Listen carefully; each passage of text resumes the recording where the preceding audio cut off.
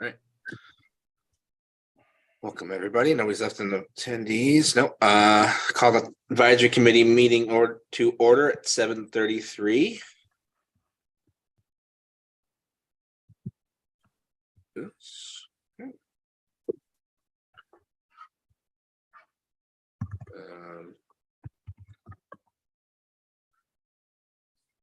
Don't know whether or not we're missing Adam,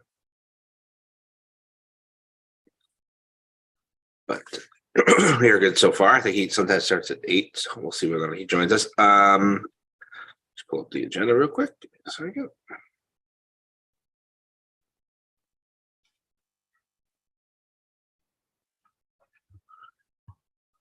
All right, why don't we bring Mr. Purple over to talk about the golf course revolving account.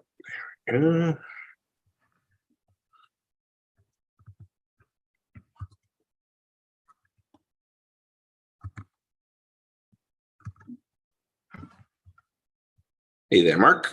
Good evening. How are you? Good. How are you? Good. So, Mark, why don't you start by giving the background on where we're at with the account and the level today and what you're looking to do, and get some feedback on did the select board already vote on this or not? They did. They voted on it last Tuesday. Okay.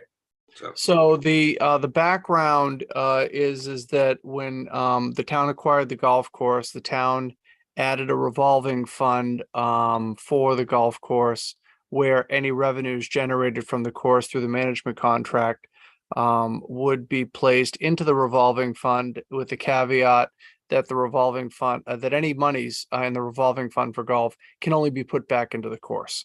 Up until the past couple of years, there'd only been about $30,000 in there. And, we weren't really generating a whole lot of funds.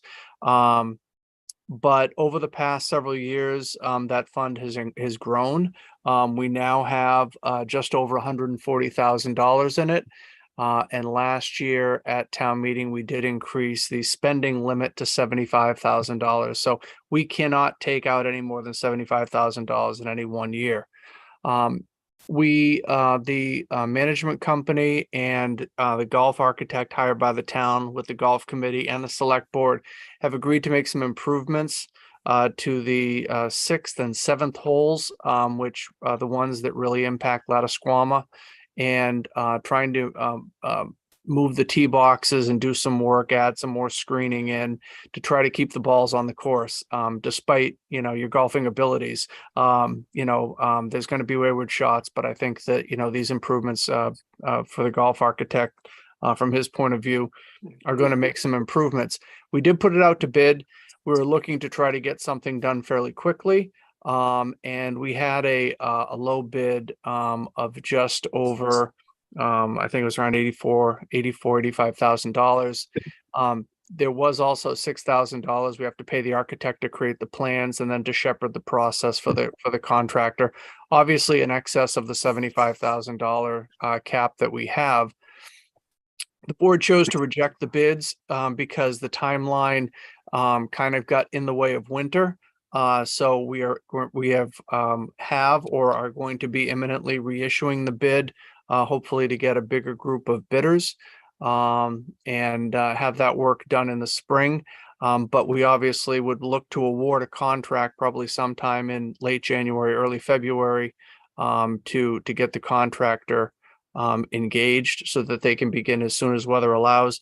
We can't enter a bid unless we have the funding available. And so the select board on Tuesday night voted to increase the spending limit for fiscal 23 for the golf revolving fund to $100,000. The architect feels that should be sufficient to cover the bid. And this is something that is only good for this fiscal year. If we're looking to make any permanent increase, we'll have to do this at town meeting. And any change made to the limit during the year requires a vote of the select board and advisory. So I'm seeking for the advisory committee to make the same increase to the limit that the select board did, increasing it from $75,000 to $100,000. Again, we've got 140 in there right now, and the money can only be put back into the course. So that, I think, Mr. Chairman, explains the request. Perfect. Any questions for anybody? Oh, all right. Hang on. Sorry. Still got to find the mute button. So the original ask in the memo we got was 95 and we're going up to 100, just rounding, or did we think the bids are going to come in higher? I just think rounding, I don't know what's going to happen. I think what had happened, we only got 2 bids the first time. The low bid, was in the 80s. The high bid was more than $110,000 higher. And I think because we tried too tight of a timeline, we either got bidders that weren't interested, or that if we paid enough money, they would be interested. So we really had a small pool of respondents. The architect feels that changing the time frame is going to get us a bigger pool of bidders, and therefore should get us some more aggressive bidding, and we'll do better on the pricing. So 100,000, I think, is a safe number, so that we don't have to come back and have to do this again at some point in the spring. And I know you said this, but just to be clear, this is a one-time ask. It's not going to change it moving forward. That's a town meeting thing, right? It's just a one-time. Yeah, that's a town meeting thing. Again, town meeting had set it at $75,000. If we're looking to change it, then we would look to do that at town meeting. Looking forward, I really think this is the first and last big project coming out of that fund for a while. We get probably about, assuming we've had some really good years and we continue on that stretch, 50 to 60,000 in revenue a year. One of the big asks of the golf course through the management company and the committee and any golfer that uses it is they'd really like John Wilson Drive and the parking lot paved. We have the ability to do that. Conservation's given us the green light, but we haven't had the ability to do it because the funds weren't available. We want to do it through golf revenue. We don't want to do it through tax funds. We do have a bid out for road improvements right now, and there is an alternate in the bid to parse out doing just that work for the golf course. And when that bid comes in later this month, I'll work with Mr. Ballantyne to try to see if we can do a borrowing, which would allow us to pay off the work through the golf revolving fund. So I think that's going to take, probably the next 5 years or so of that fund. I don't see us spending probably more than $60,000 out of there, just enough to pay the bond. So I really don't think that limit of 75, we're going to look to increase it, at the town meeting in March. All right. Yeah. I don't have a problem with, upping this one time for the improvements. I'm not sure I like the idea of borrowing to do the parking lot. I think I'd rather have the funds done first personally. I'm not sure I have a say in that, but I'd rather see us collect the funds to the golf course rather than borrow them. So for the parking lot to pave it. So. Well, I think the thought is that we're going to pay off the bond with the golf funds as they come in, so that, that the taxpayers aren't going to have to pay any of the paving costs for the parking lot. But I hear you. All right. Right. Okay. I mean, is that the same model we're using for the 9/11 field? Similar model, yes. Yeah. Okay. Okay. Any further questions? No, thank you.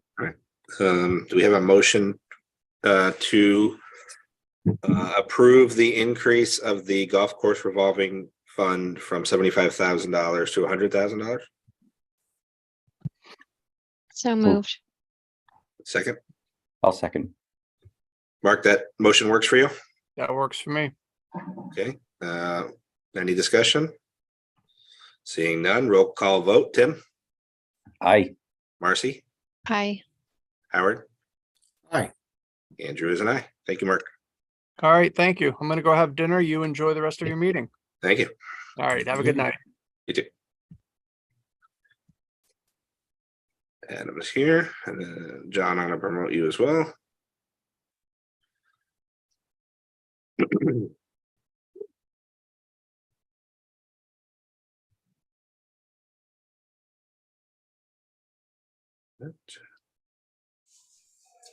Hey everyone, sorry I'm late. No worries. Adam, I didn't realize you were there. Did you want to, Go, Adam. That's all right. did you have anything to say on that? Are you okay with the outcome of that? I honestly just caught the last minute of it, Okay. so I did have We some we questions can, about we it. can re-vote it if you want to. Okay. Hey, John, do you want to be a co-host? Do you have your presentation? Well, I can drive the present, if that's what's required, if that's the terminology for letting me flip the slides, then sure. I think we need to do that, right? There you go. So I need to share screen here in order to do Yep. that. Okay. And so I think everybody, I CC'd you on the change in the agenda and sent around John's deck, but the general thing is John wanted to comment and provide a brief update on the Hopkinton Water connection project that we spoke briefly about a couple months ago when it first came up. But John's done yeoman's work and working with Karen and Hopkinton and Pear to kind of review the project and get a better understanding. And he's here to share his insights with us. Thank you. I'll begin now. Yep. Okay. Yeah.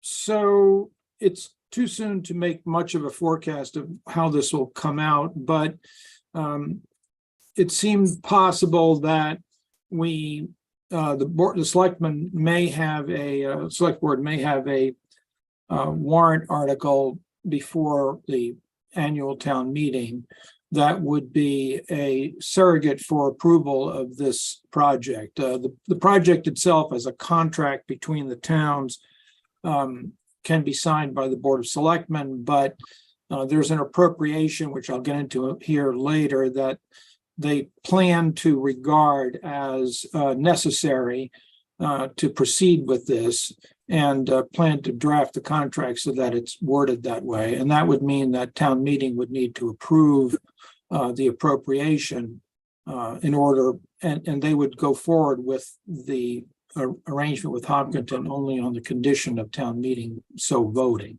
So rather than wait until March to kind of expose you to all this, it seemed like a good idea to get something in front of you now. I know you folks getting absorbed in budgetary considerations, but from my previous experience, a large complicated subject landing a week before town meeting wasn't always doing your committee any favors. So that's the reason why I'm here now.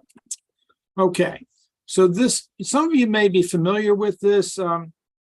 If so, great. If not, we'll hope to kind of move quickly here. And John, just to interrupt you for a second, we're on slide 6 on the view. Just, I'm not sure if you're following the slides.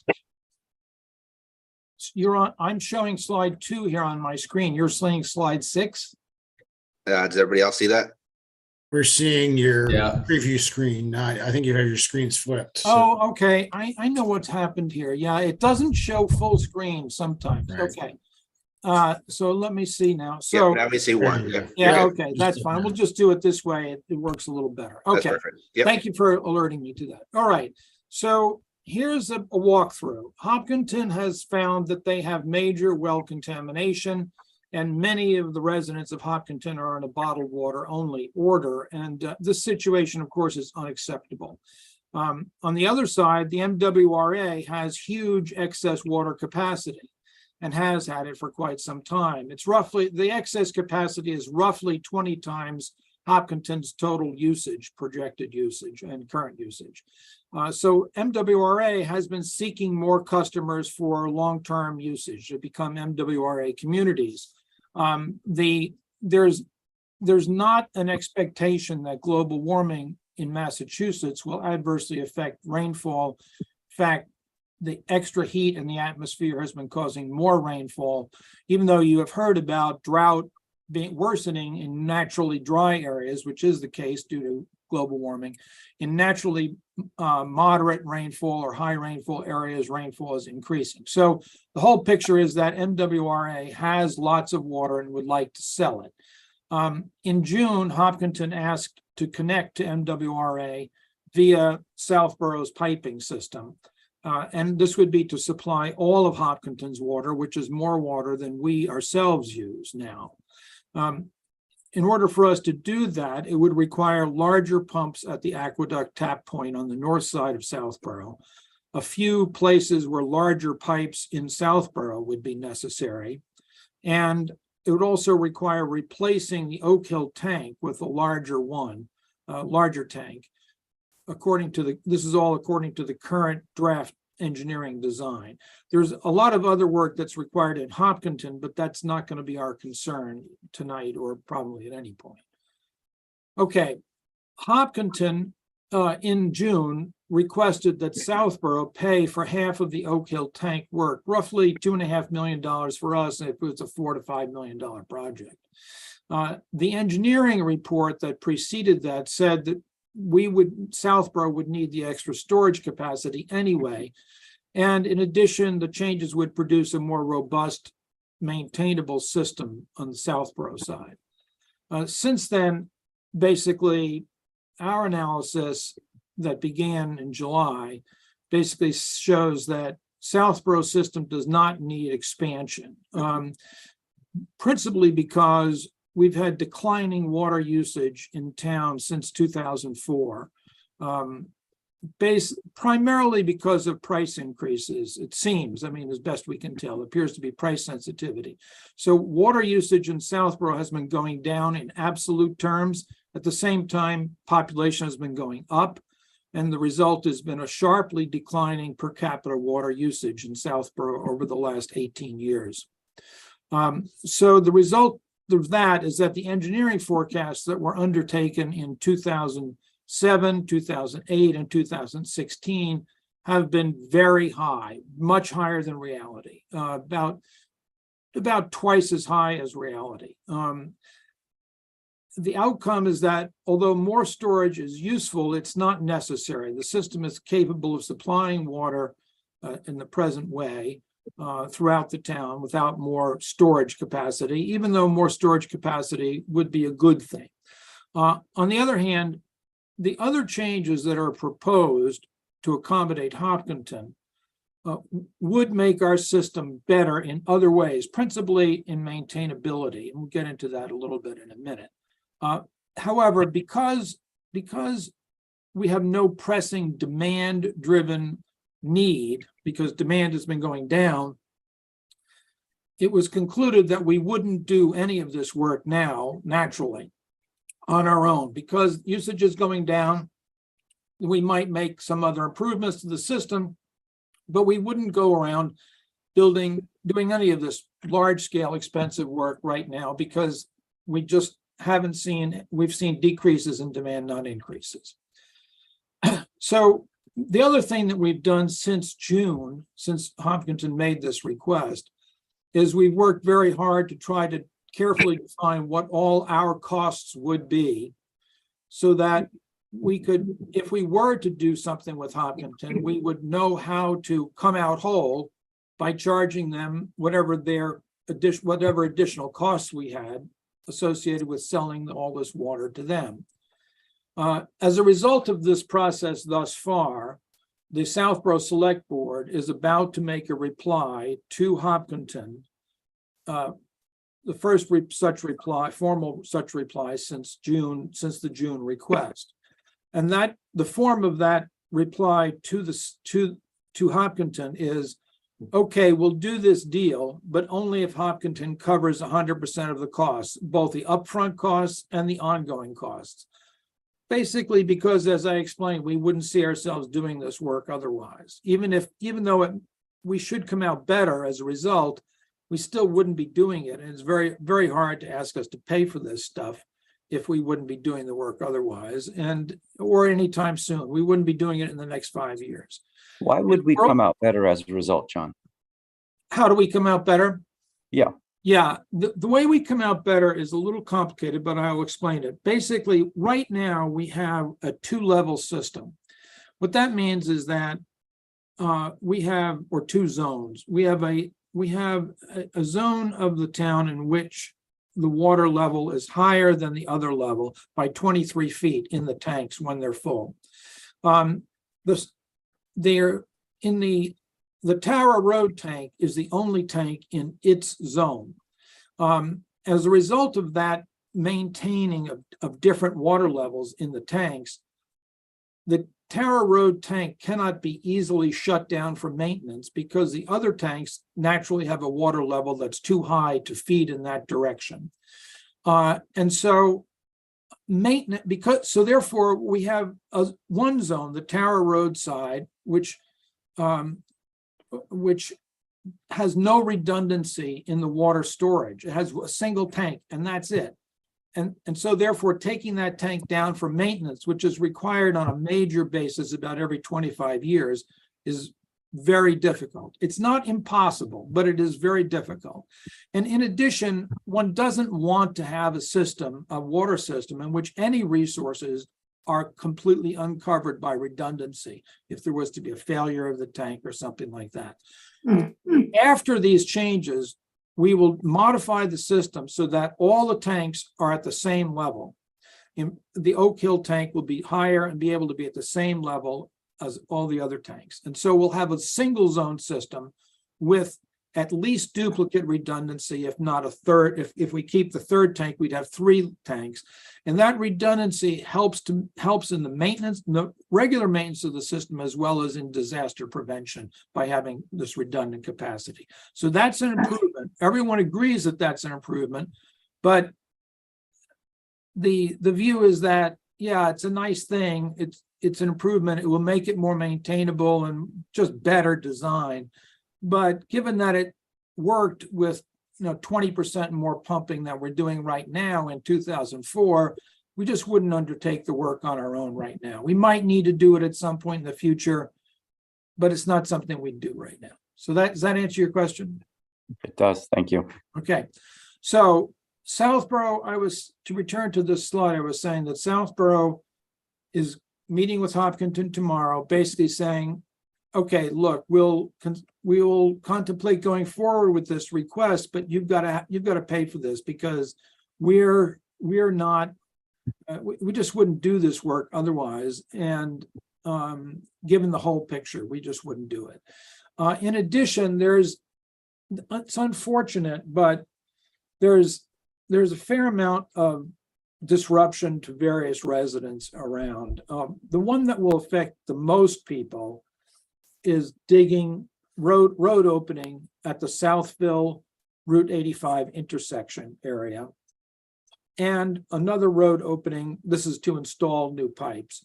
Another road opening on Parkerville Road in the area as you approach Route 9 if you're headed northbound on Parkerville. Between Mary Finn School and Route 9, Parkerville Road will need to be open to put in, and this is to install larger diameter pipes than are there now. The select board is planning to take the position with Hopkinton that there should be some compensation to Southborough for this disruption. Oh, there also is the tank construction, which I will, not hesitate to tell you is behind Andrew's house. Some of you may be aware of. The tank construction will not affect as many residents, but it certainly will affect a few there. So the select board plans to take the position that Hopkinton should compensate Southborough, probably by paying for a few other water-related projects that are not being specifically driven by the Hopkinton need. In other words, that are on the capital plan, but which are just improvements that we want to make to the system anyway, independent of whether we do Hopkinton or not. Plus, in addition, we plan to say that select board plans to say that the roads where they're dug up will not be acceptable just to patch or trench. That is, they had to be fully repaved. So that's so this basic summary of you. Okay, we'll go forward, but you've got to cover all the upfront and ongoing costs and do a few other projects for us. Is approximately what the select board is going to present. Now, this has not been negotiated yet. Hopkinton could say, I don't expect this, but Hopkinton could say anything, including well, go away. We don't want to do this. We'll do something else. But I'm expecting that there's going to be some negotiation around the extra compensation, and that Hopkinton probably will agree to cover at least the direct and the ongoing costs.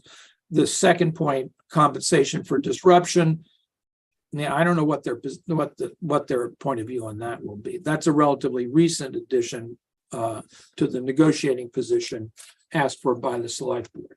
So, okay, so let me just now review the process, and then we'll be done here.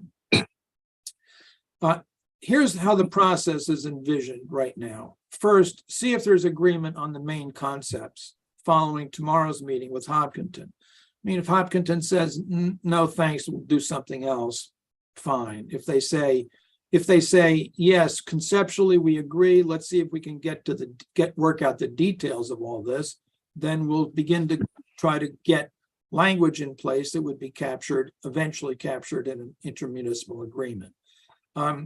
Then if that is moving forward, then there will be, as it's currently envisioned, there'll be a plan to ask town meeting to appropriate some specific funds related to this project. And those funds are the design review funds.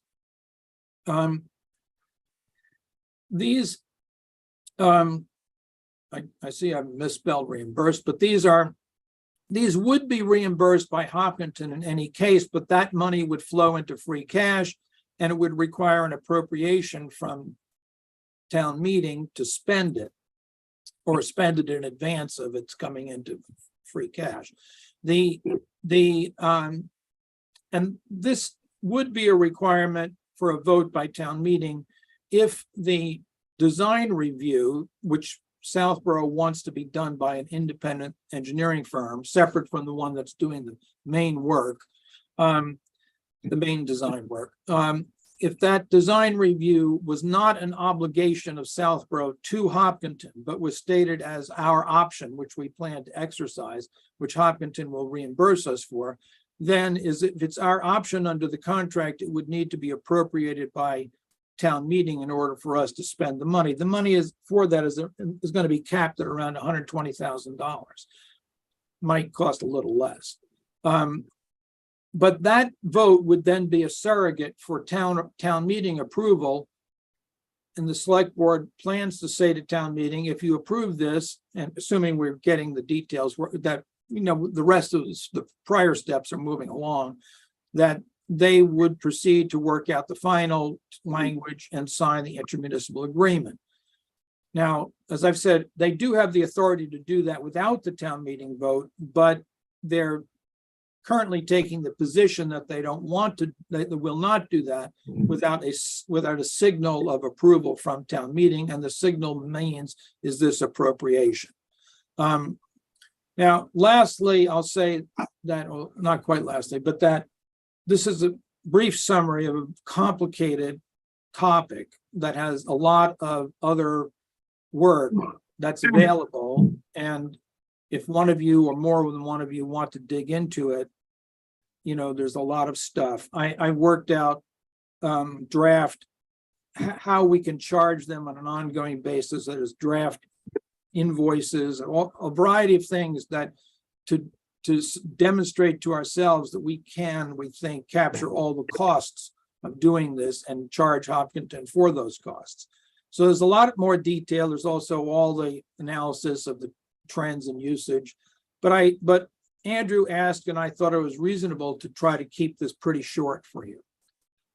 So if later on, if you want some of it, speak up, or I can just provide it to you, you can peruse it at your leisure. Last note is that I would say that there are some differing views about why we might do this. I think that Ms. Galligan and DPW very much like the single level storage system that is implied. That is the way the system would be after we do this. They prefer that from an engineering viewpoint, and I think with good reason.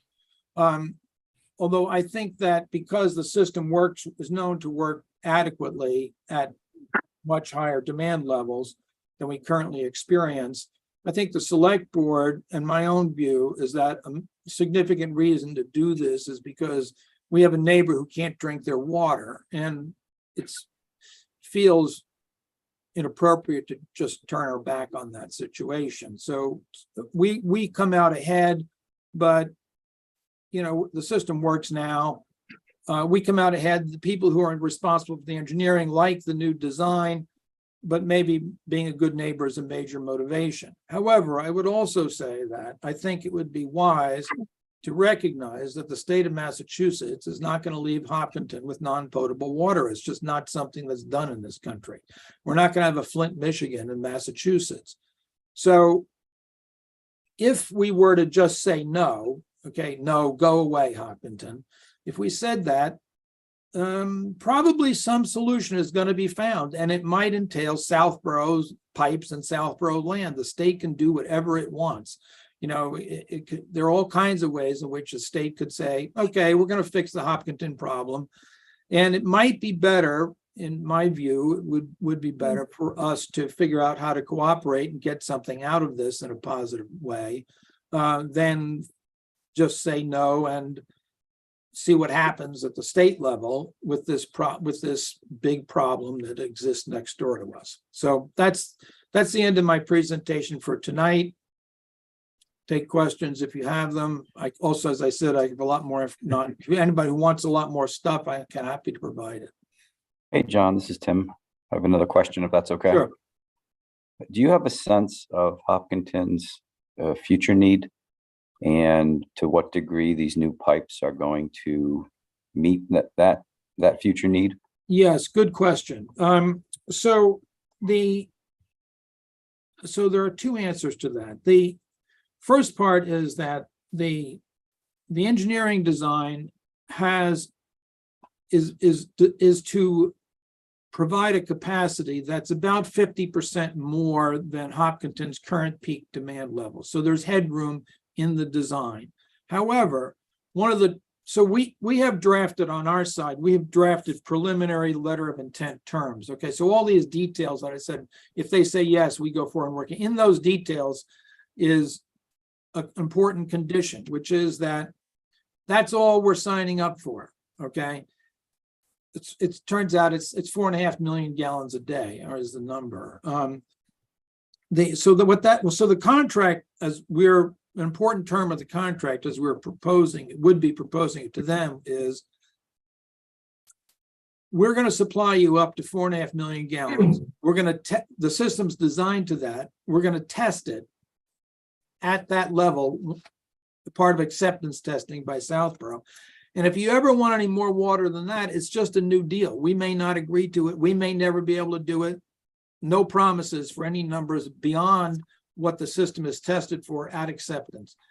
You just have to get another you just have to come. If you need more water than that, you have to come back to us and it's a new agreement, which might be entered into or not. So that's one piece of it. Now, I would say also, however, that this is important. This limitation is important because Hopkinton only has about 65% penetration of their residential base with their water system. Unlike us, we're up in the 90%, depending on how you measure. The effect, so the rest of Hopkinton's residences are on private wells. The current law on private well testing, water quality testing, is that it only needs to be tested once when the well is first drilled. It doesn't need to be tested thereafter. That strikes me in the modern era as being a law which potentially might change, and demand could go up if they found they had more contaminated wells that were private. There would then be demand for extending the piping network in Hopkinton. And the 50% headroom might turn out to be not that big. Okay. I mean, I can certainly imagine Hopkinton, through a variety of mechanisms, eventually wanting more than this 50% headroom that's built into the current engineering design, and we expect to write into the contract. But on the other side, probably right now, more than 50% unused headroom might considered unreasonable. So it's important to us that we have this cap in there. And, you know, if you need more than that, we can't promise it to you, you know, we just can't. So that's where we are. And Tim, another thing, or John, another thing there is Hopkinton usually has a water ban in the summertime. Which Yes. a lot of our waters, you know, Yes. Yes. so, you know, if they switch to that and then all of a sudden instead of watering twice a week, they're watering every other day or every day, right? Obviously, that's gonna increase. Absolutely. So the removal of watering restrictions, which have been frequent in Hopkinton and in most non-MWRA communities, that removal will also probably result in some increase in demand. Now, on the other side, Hopkinton is going to need to increase their prices a lot because their water is free. You know, their bad water is free. Well, you know, that's not a very good position to be in, but that's the story. And so instead they're going to be paying MWRA $2.45 per 100 cubic feet, which is a lot more than nothing. So, so their prices are going to need to go up a lot. And so, you know, how on one hand, the removal of watering restrictions so that watering is more possible. On the other hand, prices going up, how that comes out, I don't know, but it's absolutely key, back to Tim's point, that we can't be promising, okay, you know, if you need 5 million or 7 million gallons a day, we can do it. We don't know we can do it. And so we can't promise anything more than what this thing is going to be tested for. So Tim stole my first question. So thank you, Tim. Question two, well, comment then question. I like the idea of the more balanced system. Does that system help alleviate some of the challenges we have now? So we have some areas in town with low water pressure. Does that get resolved at all with this balanced system? Okay, so a few things to say about that. I think it's fair to say, that the system that we have as a result of this, the single level system, whatever problems there are that remain associated with low water pressure or other issues are probably more solvable in that context. And some will go away. So peculiarly, the fact is that the lowest water pressure is when you're at the level of the base of the water tower. Right. It's obvious, right? Because it's gravity fed and it doesn't. Gravity, and if you're at the base of the water tower, you only have that height of water. If you're lower, now, if you're at that height, if you're actually there, as Andrew is, or if you're at the same height, which I am, then you have low water pressure because there isn't a lot of head over. That will be helped because we're going to add 20 feet. I should have the number in my head, but not exactly. Do you know the number offhand? What are we adding over at that? 23 of water, 23 static of water. water. Okay, so that will be helped. And now, by the way, also, while we're on that subject, I should say that, you know, no design of a water system is ever perfect with regard to, you can't deliver this, unless you're in Florida where everything is flat, you can't deliver the same water pressure to every place because the landform undulates. So there are places, what is going to happen also is we're going to have to put some pressure reducing valves in this system, because some households, the ones down by the reservoir, are going to low-lying, are going to experience pressure that would be too high. But pressure reduction is easier than pressure increase. So there'll be tuning, and that's part of it. Reduction over a pump is easier. Absolutely. That's right. All right, next question. When it was going through and Park Central was still on the table, which may come back, there was talk of needing another water tower for that. So have we looked at our possible growth in our town, and will this new system accommodate that? Or are we going to be right back in the same scenario if something like that does materialize? Okay, so we definitely looked at population growth as a possibility. Now, it's worth noting that the backdrop of this is that there has been about 6% increase in the population since, during which time water usage has gone down. So when we factor, so what we did is we took the town paid for a population forecast done by an independent consultant. It did this for the purpose of the schools. I looked at that forecast and it had the disadvantage of only going out 10 years, which isn't very much for the water business. It's about all you can do for school children, but it's not much for the water business. So I looked at that. I decided I couldn't improve on their methods for the 10-year horizon, but I used some methods to extend them for another 2 decades. The upshot of it is that apart from altitude of construction, it does not appear that we would need system expansion capacity for the next 10 to 20 years. Fundamentally, and that is I even made the further conservative assumption that the decline in per capita usage stopped right now. There's no reason to believe that the decline, which has been going on pretty steadily for 18 years, is going to stop. But to be on the conservative side, I said, okay, suppose that we bottomed out in the per capita usage and we have population growth. When do we get back to the point at which where we're drawing as much water as we were in 2004? And the answer is not for 10 to 20 years, which makes sense because it was 18 years. We've been going down for 18 years. Now, the other piece of it is it depends somewhat on exactly where the population growth occurs. And the area over on 495 is high. But what that can be handled. So we don't have a design for that. That's part of this question. But if you have adequate water capacity, which we would have, we have good evidence we'd have adequate water capacity. If you have adequate water capacity, you can add pump booster stations to handle higher areas if you need to. So the bottom line of it is that as far as we can see right now, we're okay. And the main point that we needed to arrive at with respect to this is, would we be doing this right now on our own and therefore should split the cost with Hopkinton? Answer to that question, no, we wouldn't be doing this on our own. And number 2, is this a good design from a robustness viewpoint to provide for future expansion wherever we might need it? The answer to that is yes. So that's where we are. And John, one quick follow-up on that.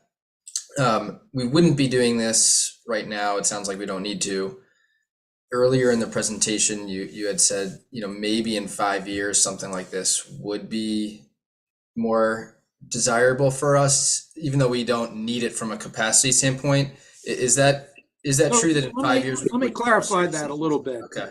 So I mentioned that one robustness advantage of this is it gives us redundancy for the Tara Road tank. The Tara Road tank, the tanks had to be scraped and painted every 25 years, shut down, scraped and painted. It was done in 2004. Okay, so we're 18 years into that. You may remember 2004, I mentioned that year before, because that was the peak year of water usage in Southborough. So we got it done even in the peak year, but it's tricky. You have to do it in October because it can't be winter because the paint won't dry or whatever. You just can't do it in the winter. And you can't do it in the middle of summer because the seasonal demand of water peaks is twice as high in the summer as it is in the rest of the year. So we got it done in October of 2004. It's going to come up again in 5 to 7 years. Presumably those techniques could be used again, but it'll be a lot easier if we had redundancy for that tank. And so, it's fair to say our capital plan, we would not be building a new tank in the next 5 years under the present circumstances. But we can't go so far as to say, well, we never would do it. We are low by normal rules of thumb of the water business. We are somewhat low in our storage capacity, even though we're able to supply the town adequately. but it would be better if we had some more. Are we going to do it right now, given that we've got declining usage for 18 years? No, we're not going to do it right now. And so that's where the position comes with respect to Hopkinton. Look, we're not going to do this right now. We don't need it. So if you want it, you got to pay for it. That's the position we're taking. Thank you. That makes sense. How long do we think that you may have mentioned this at the start, but I forget. How long do we think this project will take, and how long will that disruption to those impacted most last? Do we know? Well, the thing that's a little hard to predict is the state approvals.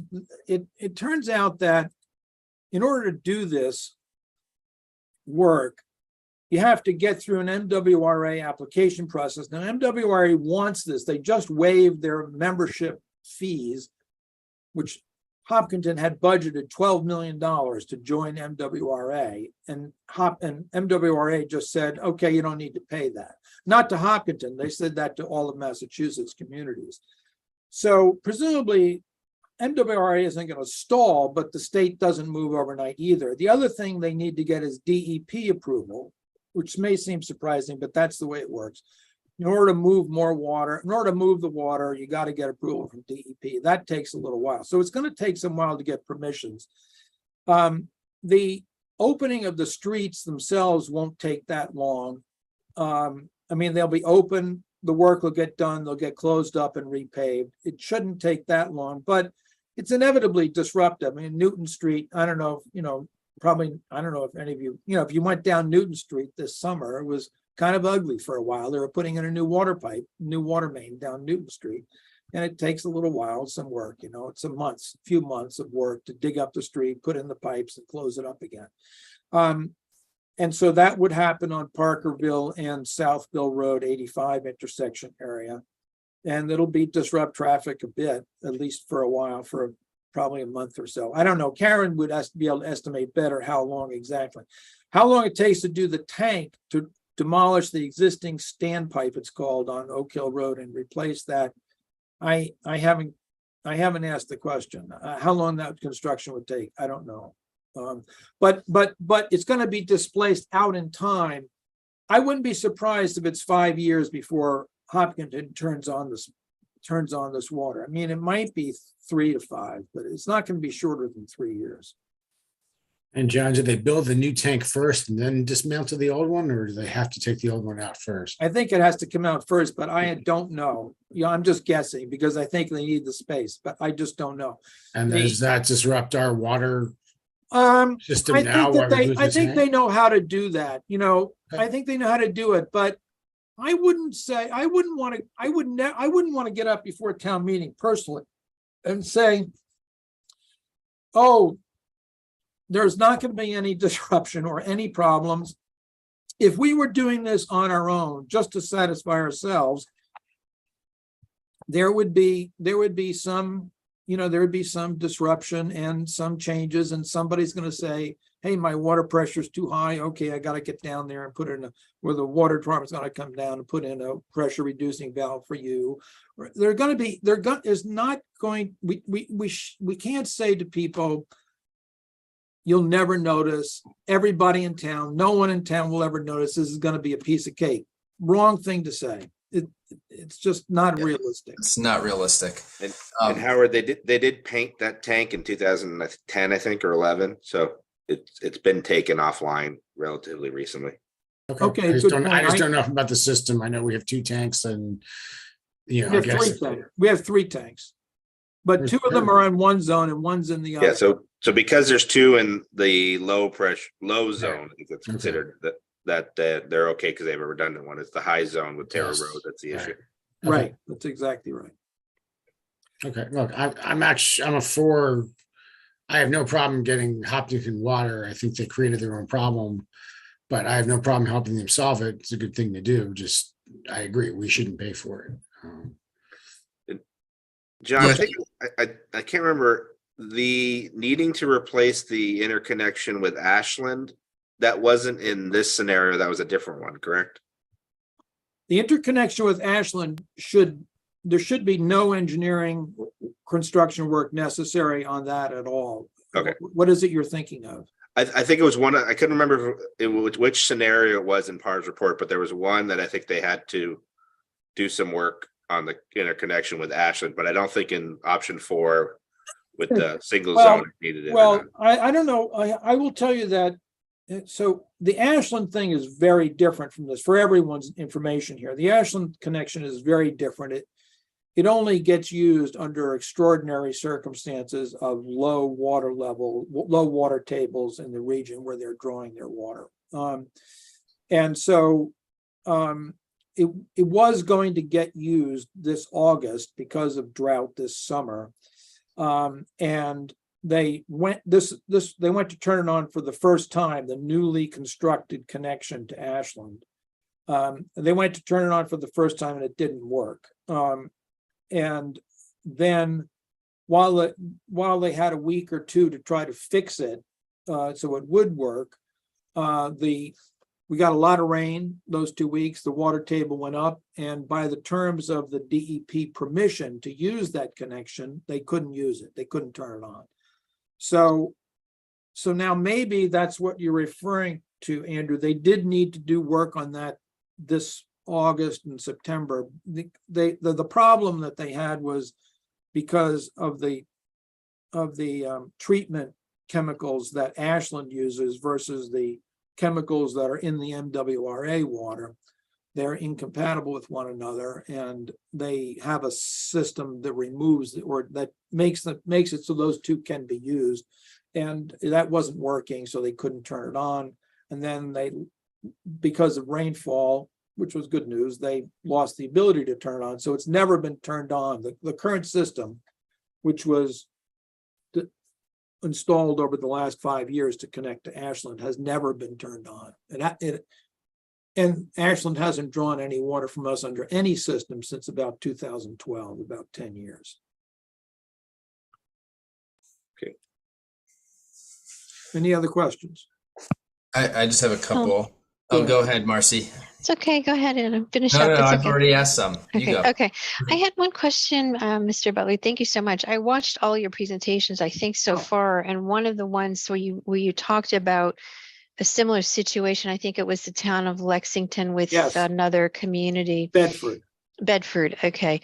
That was very helpful in trying to understand and kind of conceptualize this a little bit. So I just wanted to thank you for that up front. One of the questions I had was, what references are we using to make the determination that there's not going to be a problem with water supply in Massachusetts? Is that strictly coming from the MWRA, or is I would that? say that there are two sources for that. Okay. The most important one, of course, is MWRA, because even if there was plenty of rainfall, you might say, you'd still have to have a delivery system for it. And MWRA confidently believes they have 20% of excess capacity. And I believe, I've been told by Sam Stiver is on the advisory committee of MWRA. And so he gets MWRA information routinely. He said they're spilling like millions of gallons a day because the rainfall happens, that something has to happen with it, and apparently they're dumping a lot of it. So they're very strongly trying to, and they also worth noting is that in the last 25 years, we have not had any water usage restrictions coming from MWRA flow down to the MWRA communities because of water limitations. So MWRA strongly believes that they've got plenty of water, and the amounts that we're talking about, Southborough, Hopkinton, are tiny compared to the amount of excess they have. They say they have. You mean 1% versus they say they have 20% of spare capacity, so 20 times Hopkinton's demand. Now the other source that I looked at was the Environmental Protection Agency, which basically says that global warming is disruptive to water supply systems because dry areas get drier and wet areas get wetter. We're in the middle we're sort of on the wet side. But also EPA says as a result of global warming, total rainfall in North America is up over the last 50 years, increased. So, in this context of, but that's not to say the Southwest isn't getting drier. It is getting drier. So just we're in an area that's getting wetter, or maybe getting wetter. So between those two, EPA and MWRA, I feel as though we're not in a good position to sort of substitute any science of our own. It seems like everything seems to point that way. And I kind of, and then I've got this very concrete problem, which is Hopkinton can't drink their water. So the idea of sort of saying, no, Hopkinton, you can't have it because we're worried about the water supply, when MWRA and EPA says, don't worry about it. Well, okay, I'm not going to worry about it. No, thank you. Well, I that just was my wanted, very first question. When Yeah. I started this project, I basically said, where's the water going to come from? That was my first. right. No, I just wanted to read more about it, so I appreciate that. I did see something on accelerated climate prediction initiative, but it pertained more to the Western Yes, US very and not different the US situation. and not the Yeah. East. So Yeah. I just wondered where we were I can coming up get with you a that. link to the EPA study Okay, about, if you'd like, about the aggregate rainfall in North America change as a result of global warming. thank you. The only other question I had was I'm happy to see the select board, I should say, going in the direction they're going with the complete paving and the total cost. And the total cost will cover the entire tower rebuild for Yeah, the new that's tower. what they're asking. Well, I mean, Okay. Hopkinton we haven't gotten. I get that, but That's our that's the requirement. proposal. That's right, yeah. Okay, thank you.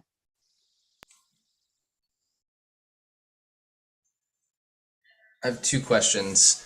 One kind of on that same thread there. And maybe this was in one of the presentations that Marcy had mentioned that she had watched, which I apologize, I did not get to see. This is totally outside my wheelhouse here. All of this construction and water tanks and everything. I know very little about any of that. But is there a range of outcomes here that we've seen in other similar types of projects where, it's great if everything goes smooth and we understand kind of what the costs are in that situation, but what could go wrong? What commonly goes wrong? Are we Good prepared question. for those kinds of Yeah, things? good question. So first of all, I can cover some of that. First of all, we have employed for about 13 years now a large water system engineering firm who basically does the design work, and they specialize in water systems. They're a big outfit. They do the city of Providence, Rhode Island. They do a lot of places. It's pronounced, you'll hear the name PAR, but it's spelled P-A-R-E, like pear, PAR. Now, PAR, when Hopkinton about 18 months ago came to our DPW and said, hey, would this be possible? Our DPW suggested that Hopkinton employ PAR to look at the whole picture, because PAR already had full information about our system. Now, it's important to know that not only is there sort of engineering expertise behind this, and by the way, the question, I'm going to end up saying that it's a very serious question, but I will say also that you need to know that water system engineering these days is heavily dependent on simulators. That is, there's a computer simulation of our water system that is owned by PAR. The PAR built the simulation. PAR put the parameters of our water system into the simulator. The simulator itself, the software itself, comes from the federal EPA and is used all over the country to simulate water systems. And what you can do with that is basically you say, okay, so if we have this, if this is the distribution of our demand through the 87 miles of pipe, how much water flows through this pipe? How much water flows through that pipe? What's going to happen with the levels in the tanks? How much pumping capacity do we need? If we increase the pumping, what changes? So the whole system is simulated in this nationally used, nationally developed software that PAR is the engineering firm that uses it and parameterizes it with our data. And they have used that to do the preliminary design to how we could supply water to Hopkinton. And it's the simulator that says, oh, you need these bigger pipes in these couple of places, you need this size pumps, etc. That simulator software is very widely tested and used. So I think it's very reliable. Engineering mistakes can still happen. I suggested, and Southborough Select Board has taken the point of view that because PAR now is being paid by Hopkinton to do this engineering work, we need to get another water engineering firm paid by us to now audit this. Okay. So so we are, one of the things we're saying to Hopkinton tomorrow is, great, we like PAR, use PAR to do the final design if you want, but when you get to final design, we're going to need another engineering firm that we pay, responsible to us, to look this whole thing over and put their stamp of approval on it as well, because mistakes happen, you know, but we need, and if we don't do that, there's also could be a bit of a conflict of interest, because Hopkinton is now paying them, and they have an interest in the outcome. So we need a second pair of eyes that have the appropriate skills to look at it, and maybe to independently parameterize the model. We haven't gotten to that point of detail yet, but that's in the plan. And you know, from my experience, I mean, I'm by the way, I ran software companies. I'm not a water engineering person myself either, but you know, I had a lot of engineers and stuff goes wrong, you know, I mean, that's just the reality. But I do think that the fact that there is this nationally used simulator is very reassuring. I'd be much more worried if it didn't exist. That's helpful. Thank you. And then lastly, you had mentioned, or someone mentioned, that this situation that Hopkinton is in is their fault.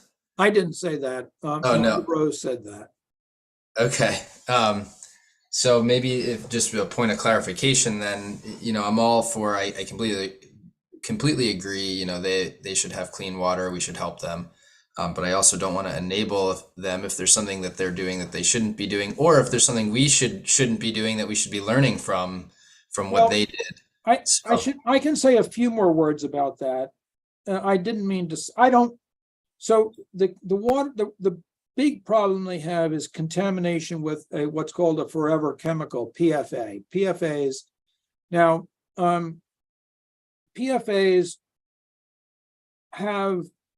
It's only been, I mean, compared to water systems, which are ancient, PFAs are only relatively recently discovered to be carcinogenic and a problem. So, you know, if you built a water system in 1950 and it was working fine, you weren't worried about PFAs, you know. What we see in the water business is ever tightening standards for purity around chemicals that have been discovered to be problematic. And there could be ones in the future that we don't know about now. I mean, you know, we started making chlorofluorocarbons in 1934 as refrigerants, and in 1982 discovered they were depleting the ozone layer. So these types of things can happen. And, you know, whether you want to blame DuPont for PFAs in 1934, not knowing that it was going to create a hole in the ozone, well, I don't know. You could do it, but I don't know how they would have known. Now, in the case of Hopkinton, I don't know how the PFAs got in there. I do not have a reliable report of how they got in their water, and I haven't asked. But maybe Mr. Rose knows. I've had some people say to me they thought it was from fire training. One place that PFAs are widely used or have been widely used such that they have contaminated water systems in the past in other places is in the firefighting foams. Is that the source of Hopkinton's PFAs? Maybe, but I don't know for sure. Do you know, Mr. Rose? I don't know for sure. The way I heard it and just scuttlebutt was, it was just how fast they expanded, and there were some Yeah, areas. It's not, that's not the nature of the problem. That has Okay. been discussed, but while, yeah, no, the problem is contamination of their largest well with PFAs, forcing them to obey the federal standards and say you shouldn't drink this water. Now, it could be that some of that came from ancient or long time ago firefighter training in Hopkinton that caused foams to get into the water. I don't know. When I talked to the Bedford, so it was mentioned before that Lexington supplies Bedford with MWRA water. Bedford had PFA contamination in their wells. They knew it came from Hanscom Field testing of use of firefighting foams in training aircraft aircraft firefighters, okay, over at the Air Force Base. I don't know if Hopkinton knows where the PFAs came from.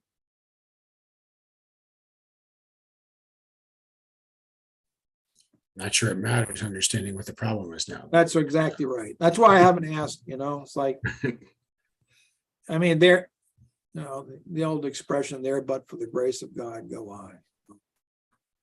I mean, they did add 1,500 housing units in less than 5 years.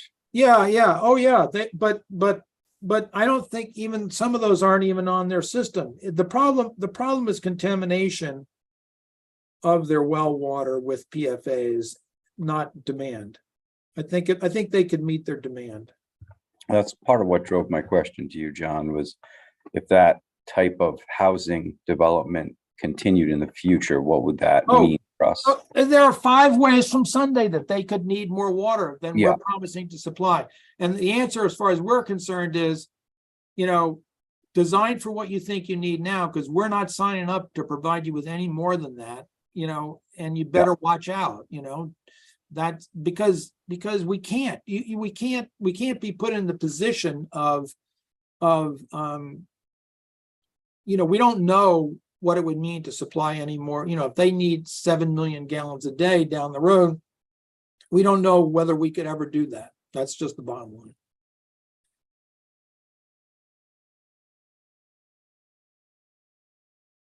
And there are so many factors because we saw that in 2008, and 2009, we increased the rates a lot here in Southborough, and particularly for high volume users. We went to this inverted rate structure system. And it appears that had a significant effect on usage. Hopkinton's going to need to they're going to need to double their prices, to the end user, to the residents for water. So you got different factors, they've had limits that would push in the direction of more use, but they're going to double their prices. We've seen that there is price sensitivity.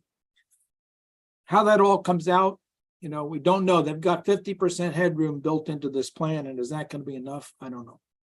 Could be. Maybe they'll start to see what we've seen, which is long-term declining use because of price sensitivity. We just don't know. But to protect ourselves, we've got to have a hard cap in the contract. That's really what it comes down to. Great. Any other question? And John, what my individual suspicion about Hopkinton is that I believe there was a big shoe manufacturing, and I think I've heard stories of the waterproofing that they do for leather as PFAs, but that's my own personal. Yeah, I've not asked the question, so I don't know. But that's my own citizen investigation, but I'll leave it at that. Could be right. I don't know. All right. Anybody else? Any further questions for John? Any of your audience members have any questions? I don't know.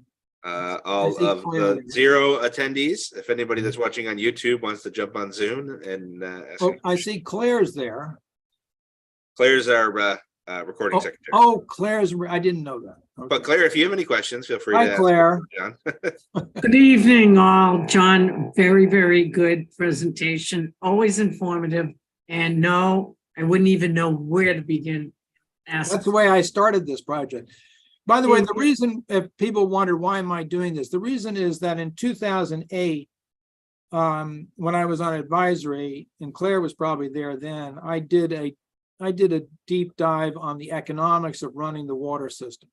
And so I sort of knew about how the water department operated, and that resulted in the price changes that went into effect at that time.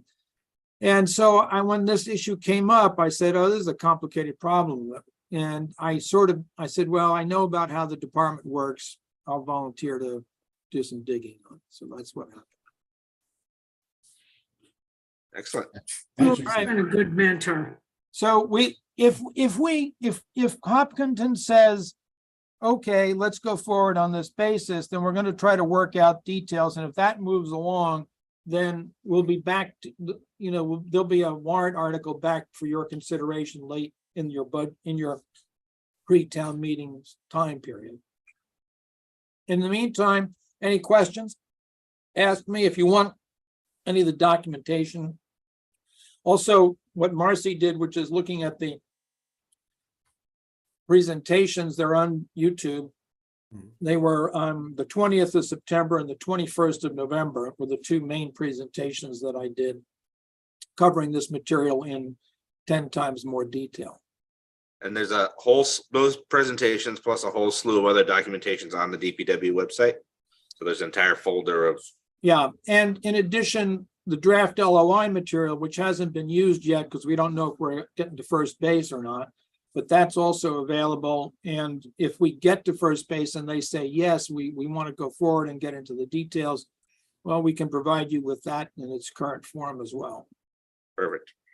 So we'll come back and pester you in late March if this is going forward. Okay. Great. Thank you, Okay. John. Nice to Thank see you, you. John. all. Right. Thanks for the chance to talk to you. Yeah. Right. Night. Bye. Good night. Thank you. Bye.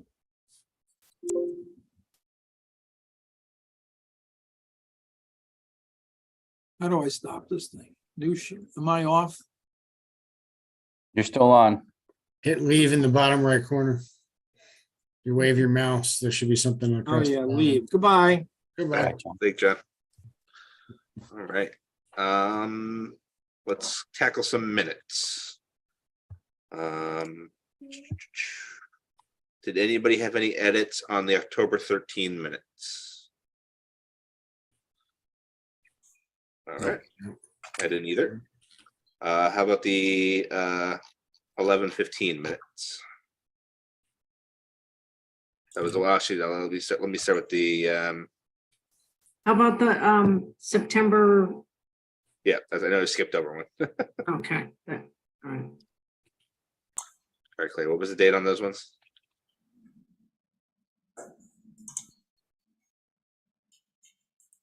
September 21st, there we go. I was good with those ones. Anybody have any edits on those ones? Nope. Okay, and on the 11:15 ones that Claire just sent out? Those look good to me as well. Those are fine. All right, is there a motion to approve the minutes from 9:21, 11:15, and 10:13 as a draft for this meeting? So moved. Second. All right, a roll call vote. Marcy, Aye. Howard, Aye. Adam, Aye. Tim, Aye. Andrew is that. Thank you, Claire, for excellent work as always. Thanks, guys. My pleasure. And we are finally caught up on our minutes, and Oh, absolutely. I can Yeah. stop getting yelled at. No dunning notices. Exactly. We always had drafts out. Okay. Let's pull up the agenda. All right, chair report. Meeting schedule. So we have a meeting next week with the select board. Made a point on that. Our capital is going to present the annual capital plan and the Algonquin Regional is going to come and talk about their athletic complex project that they've been working on for a while. We'll do a preliminary, kind of view of the budget, Mr. Ballantyne, to show where we're at. And that recap is in the folder for everybody who wants to see it, but I'll pull it up on the screen tonight and we can walk through where we're currently at with the budget. A lot of moving pieces on that one. Andrew, what was the date of that meeting? The 20th.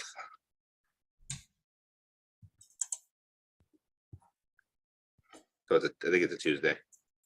It is a Tuesday, and we're doing that, and it's 7 p.m. I believe. I don't have it on the calendar. Yeah. Did you send it out? I don't know if I did. I don't think I did. I think I just put it on the meeting block, but not an invite.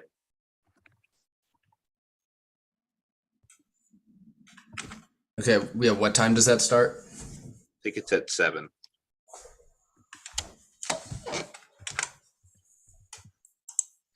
Let me Are we double doing check. that on Zoom in person? I think it's hybrid, so we could do like we did the other meeting, a combination of both. I think they're in person, so I'll probably go in person, I would think, but people are certainly welcome to join on Zoom if it's. How was that last meeting we had? How was it on Zoom? Were you able to hear well enough that it worked well? Okay. Yeah, it's fine. Okay, good. Okay. So the meeting then, we have the Saturday meeting. I believe there is an invite out for that one What's in Saturday? January, right? That's the 28th. Yeah. 8th. I think I Right? put a placeholder out for that. We're still waiting on the final timing, but at least the date I wanted to block off. There's a hold That's- in Fun. 9 to 6 is what I also have on there. Yeah, I don't know the exact timing. I Right, figured I'd just temporary, it's just a put hold. something on our calendars. So I think if we have a meeting next week with the select, board, we should just try to have probably at least one more meeting before that 28th. I was proposing the 18th of January. Does that work for everybody?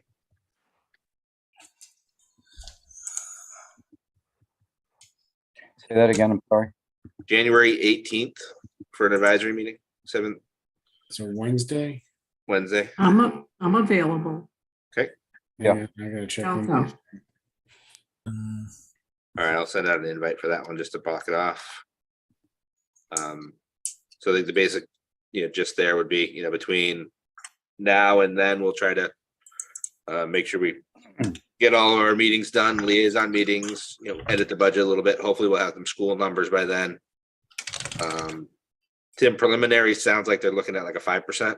So we're gonna need to twist the School, screws. 5%. Yeah.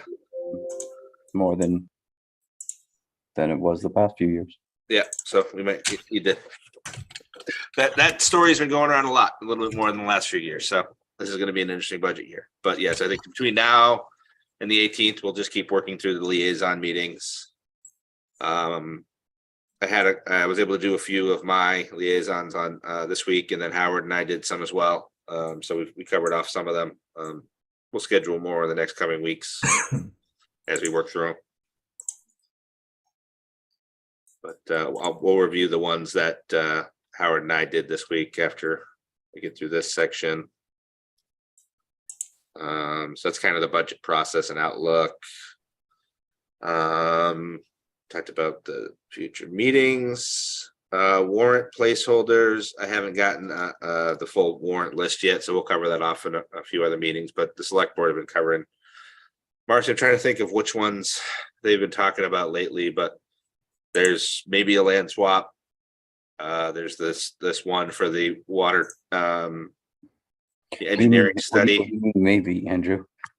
There's a placeholder, right? It's just, they have draft language. I just don't know if it's finalized, right? Also, I'm this sorry, Andrew, I can't remember the others right now. trying to think. I can look at some minutes if you want. No. Is CPC coming forward to increase the 3%? That's a placeholder there. I think CPC still hasn't formally discussed it and taken a vote. I think they had a straw poll that they were in favor of doing it. But that's a possible town meeting article as well, if they don't get the signatures before then. Trying to think of what other ones. And then for the budget this year, certain people had almost like an adult, if the budget should be level service, but if there's something somebody wanted to add, right, and we thought it was a decent idea or it could be a possibility, I wanted to have it as a separate article. So for instance, like the fire chief wanted to add a deputy chief position. I think that warrants an independent discussion, separated from just as usual budget. And there was a grant writer as well. Some Grant writer, yeah, exactly, things like that. Right. So just kind of anything that's kind of above and beyond, almost like a strategic initiative, Mhm. kind of separating that out and moving it over into its own separate bucket. But that's just a little bit different on the process than we've done in prior years. And I like it, especially because you can vote to approve a budget, but not to approve an addition. That makes sense. Yeah, we talked, I mean, it's been going for years now, where we've been talking about freezing new hires in this town. At least until a study is done to see what the town actually has and what the gaps are and what the overlaps are. And that still hasn't happened, and yeah, we're still hiring. So, Yep. And on top of that, the personnel board just did their every 5-year study. I think they're supposed to do on salary rates and things like that, and levels. And I think it's coming out that we are well below where we need to be. So there might be compared to other towns, compared to other towns in the market. So they kind of market rate our job descriptions, our medians, and our rates. I mean, I assume they're not doing a market like compared to private No, municipal. market. And looking at like what are people's job duties and how does that stack up to what job description or what kind of categorization they would be. So I think there's going to be an article personnel board would sponsor to do like a adjustment for a bunch of grade levels to take true people up to the midpoint or the median. So we'll see. I'm not sure how much that's going to be, but it ain't going to be cheap. All right. Only thing, if you do that, then just the median keeps going up. Yeah, I mean, and then what they're also looking to do is add steps, employee steps, which most of our union contracts have, but the SAP does not. So the average union employee gets about 4.8% year-over-year increase, and the SAP gets usually around like 2%. I So see it's no just- reason why we would add steps to the SAP contract.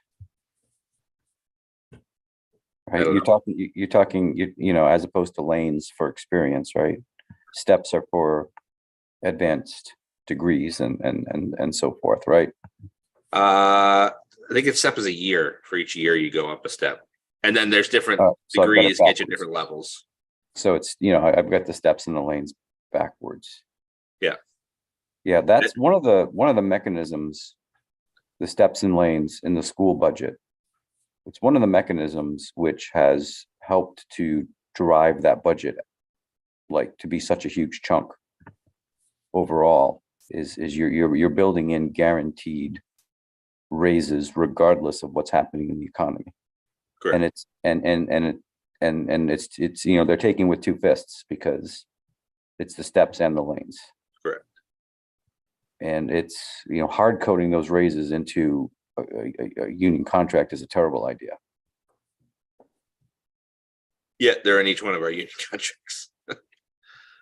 I mean, with the teachers union, it is what it is in this state. But surrendering on that point is a bad idea. I don't disagree. I just think there's more to come on that, but I'm just giving you the heads up. I don't Kind of want like them. having everybody a captain in the fire department. You laugh at that. Different it's story. something that the police, and there's almost as many sergeants as officers.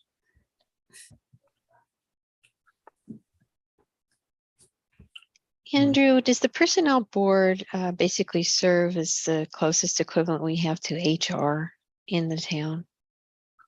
Or, like, Yeah, I mean, they're not an HR department, but Right. they're more of a They're sort of the- compensation committee, like a okay, board compensation committee. okay, So they set like the annual raise amount that, your board would and a corporation and, and that's some what I of thought. that kind of stuff.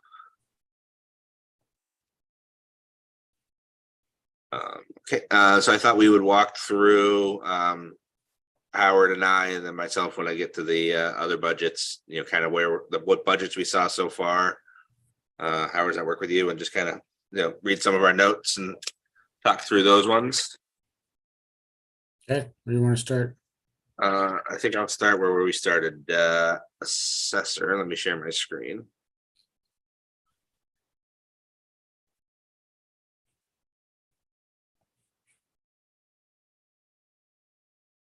If you guys can see this spreadsheet. Let me go You'll over have here. to make it much larger. View options. Okay, There we go. Okay, I had to blow it up. so yeah, I don't know if everybody's reviewed the budgets that are in the folder, but the letters are in there as well.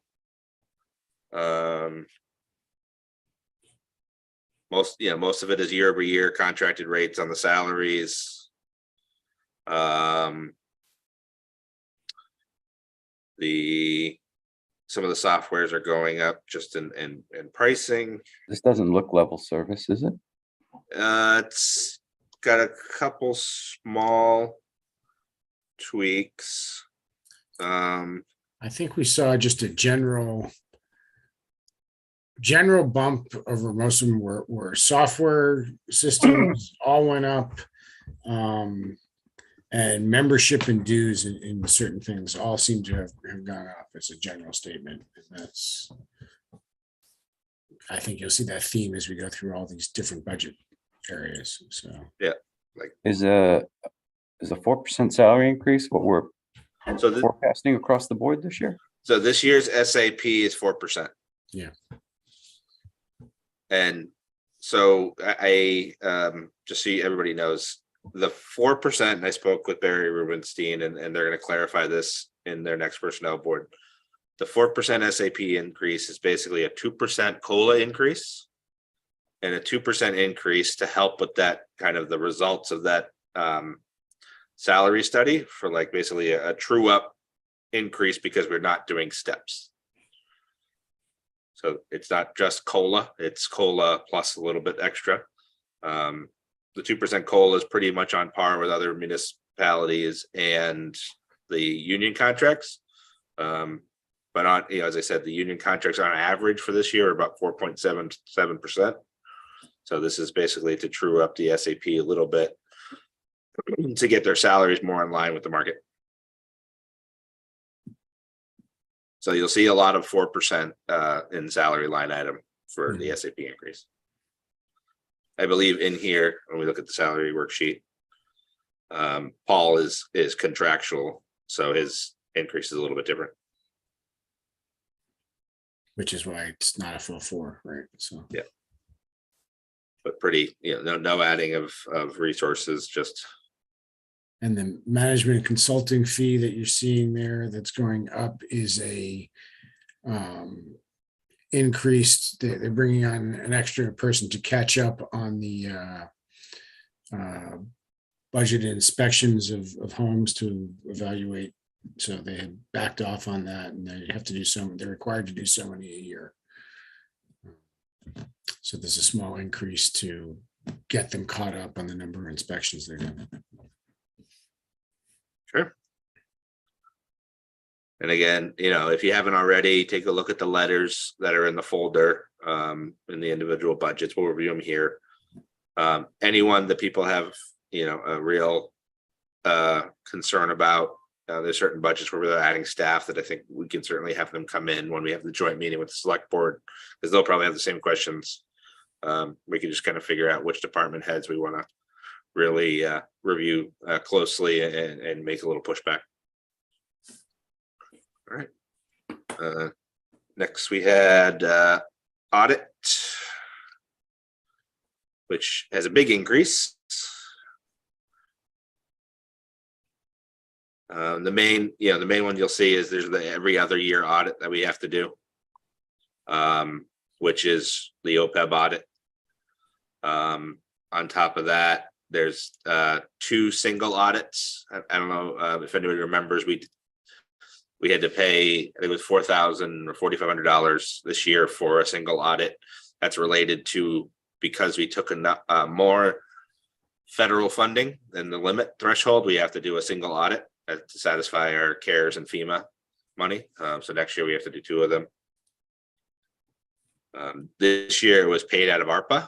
So right now it's here in the regular budget unless select board decides to use ARPA again. I think, Tim, you remember that as your ARPA discussion, that they already used that? I do not recall that. Okay. What about other charges going up 70%? That's just the sum of the 2 lines.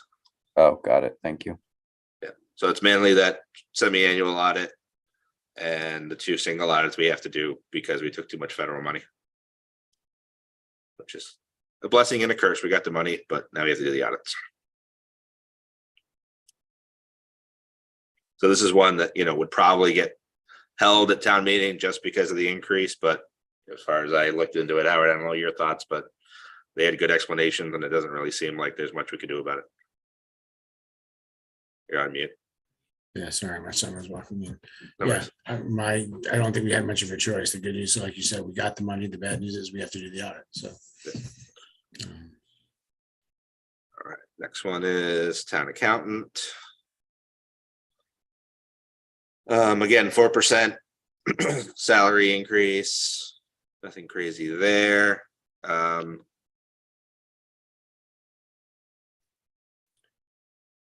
There is a special training for the accounting system, I think, that they wanted to do. Yeah, there's a new system. Yeah, I think that was basically it. I'm sorry, can you repeat that? This 1/3 of the UMass training. They've already done part of it. This is the continuation. It's the software package that they've moved to for the accounting system. So they've already said it's a continuation of it. That they hadn't done in the past because it's new software. That's the increase.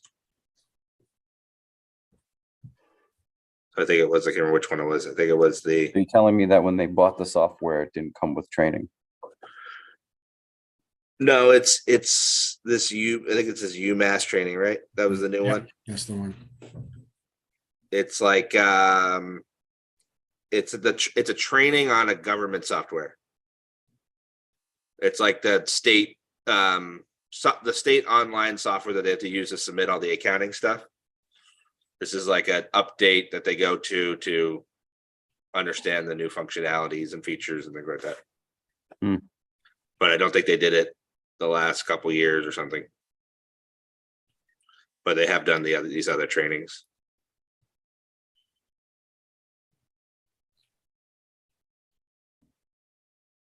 But again, not a huge year-over-year increase. The next one was legal. As you see here, and Howard, feel free if you want to lead this, but I'll just give a quick. No, go ahead. It used to be broken out in between legal and special legal counsel, but with the new contract, it's basically lumped into one. So we had Carla basically, because it was kind of jumping lines, we had her just combine the two, so people could see what the pieces are. So this is in my opinion, a really good thing for our town. And our previous town council, we were basically paying hourly for everything. And if there's something came up, it was an hourly charge. So if some big something happened, it was another 40 hours a week of work that we got charged. Our new legal counsel charges us a monthly fee. If we use them for 1 hour, we use them for 40 hours, it's the same flat rate. So there are a couple months that we'll lose money, but in general, we're doing much better overall than what it would be on an hourly rate for this. And it's a simple thing to budget on because it's a flat rate.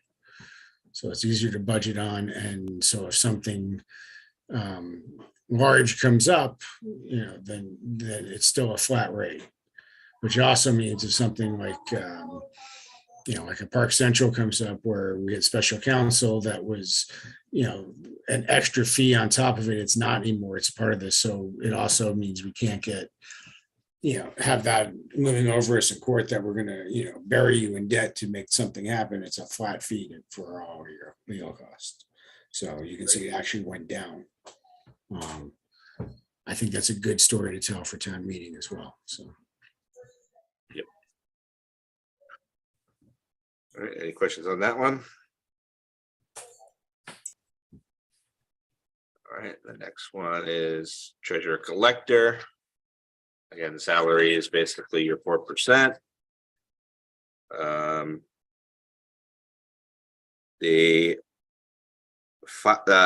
was curious about the $500 in advertising. That jumped out at you, and I was like, "What are you guys advertising?" Yeah. Brian explained to me they have to advertise in the newspaper for unclaimed property that the town has. But it's usually, by doing that, they have the ability, if not, it's not claimed, to take it.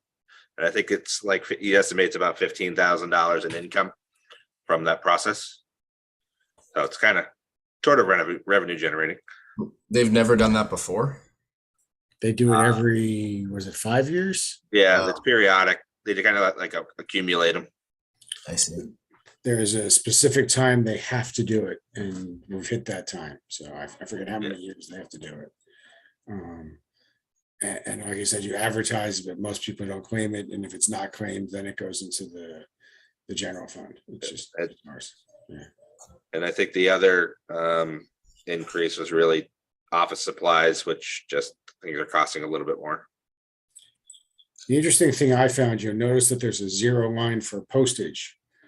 And I guess and that's another theme you'll see that then they've rolled all the postage into one line item.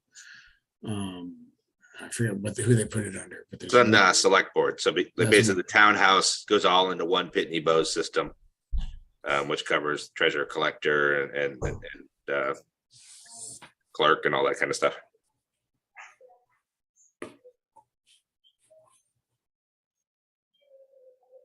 And we can go in through the detail. He does a pretty good job of listing out all the different pieces.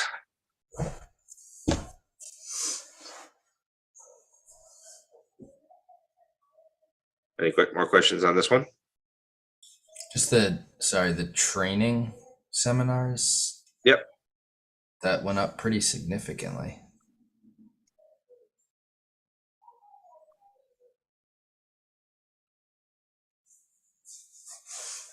I think that was that same UMass training. It's a third, because I think a third is accounting, a third's treasurer collector, and a third is assessor, I believe. And I think in the past 2 years, they haven't been going to the seminars because they haven't held them from COVID, I believe. Right. Oh no, Howard, this is the one where the new person has to go, right? Yeah, and there's another one where he hasn't gone in 2 years because of COVID, he's going back too. So yeah, I think he has to go to the spring and summer MCTA because his like continuing education credits for treasurer collector or something needs to go to him, but he hadn't done it in the past. Okay.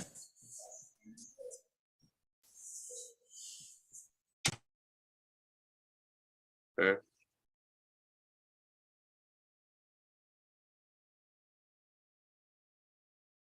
And then we get into the select board, which has a lot more moving pieces here.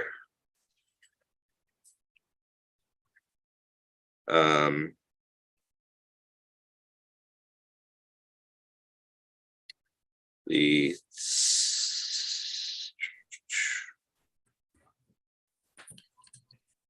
You remember on the salary one, what was the big movement there? They were checking on the numbers to make sure they were right. One was longevity. And I think the other one is Mr. Purple's contract, which is not part of the SAP. I think there was something in his contract. I think it was supposed to be more, the rates were off a little bit, I think on the prior year one. Yeah. But it doesn't look like he updated it yet. So the salary should be more in line, but I think it's about 4%. Yeah, we asked them to go back and reevaluate. They were off on the number of days, hours. Yeah, calculations. the hours were off. Yeah. And then employee training and seminars. So that's going up. That went up because they they wanted to do a certificate program for one person from Mass Municipal at Suffolk University. But that was the individual thing there. What is that for? So the MMA is like the Mass Municipal Association, so it's kind of like and they have an education thing at Suffolk University where you can take courses on municipal finance, basically, and municipal business. And I think they wanted to have one of the employees in the selectman's office do that certificate course. But because it's not a bachelor's or an associate's program, it can't fall under the SAP's tuition reimbursement.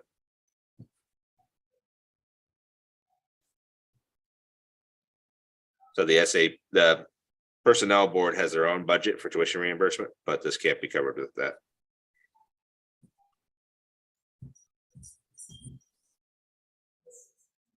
So is this like a career development opportunity for somebody? I think that's kind of what they're using it for. It was also, I forget what the course was, but something that benefited the town, obviously. It wasn't just for that person. It was benefiting the town. But again, because it's not a bachelor's, it's not a degree, it didn't fall under the other one.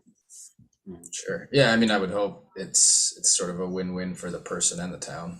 Mhm. Yep. But that was a big increase in that line item. Postage is going up just mostly because I think the cost of postage is going up. Postage is going up and it's going And up. against we're- January 1st. And we're doing more mailings mostly because of mail-in boats and things like that. Right, that was the other part, is that remember I said that all the postage was tied onto that one thing. So when they mail out ballots and absentee ballots and all that, that's all covered under this postage number. So that's the town's postage number. So it's up because there's elections. So, yeah. And then where was the 5% USPS projected increase?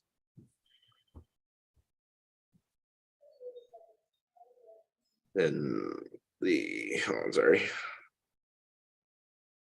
What was that? Do you remember what the contracted services was? Oh, that was just the recording clerk. Mhm. That's what they estimated, 30 4-hour meetings. I mean, obviously, if they need less, they won't use it all.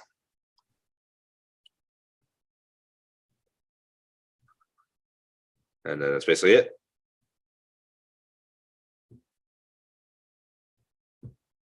So, any questions on that? When I think level service, I think things freeze, right? Like trainings and seminars and, things like that. I know it's small money, but it adds up. Yeah, it's something that we could push back on in theory. I mean, this is something the select board wanted. So I'm a little bit confused. I expected to see a much more static budget. pretty much contractual increases only is what I expected to see from that, coming out of that meeting. Whereas this is much more business as usual. Yeah, but I mean, most of it is, postage is contractual. I mean, that's going to be an increase, things like office supplies. I mean, some of that stuff is going to be, I mean, I agree that the Suffolk certificate is something that is probably, And it's not Or that- saying that we said, yes, we can push back on it, but, what else are you seeing? Advertising, I think, was well explained of what it is and why, and not that it's big money. Yes, the seminars were just something to talk about. Yeah, but you I mean, know, Tim's not wrong, right? Like they wanted a level service budget, which essentially means account for inflation, account for known cost increases, account for salary and contractual increases. I feel like the comment I had made at that meeting was give us that budget, but then also give us this budget, Yes. right? So let us see what you want above and beyond the do nothing except for known non-negotiable increases. yeah, you'll see that when we get to the fire budget, he has a level 1 and a non-level 1. But EDC did that as well, I believe, So my feedback, Andrew, I don't know if you want to give this to the select board. I don't know if any of you want this feedback to go to the select board is, I mean, what I'm seeing so far isn't what I expected to see. And I don't know if they want to, basically write back, say, yeah, we changed our minds, right? Or go back to the department heads and say, hey, you need to take another cut at this. But besides the 2,500 for the Suffolk thing, I mean, I haven't really seen much else in here that's not level service.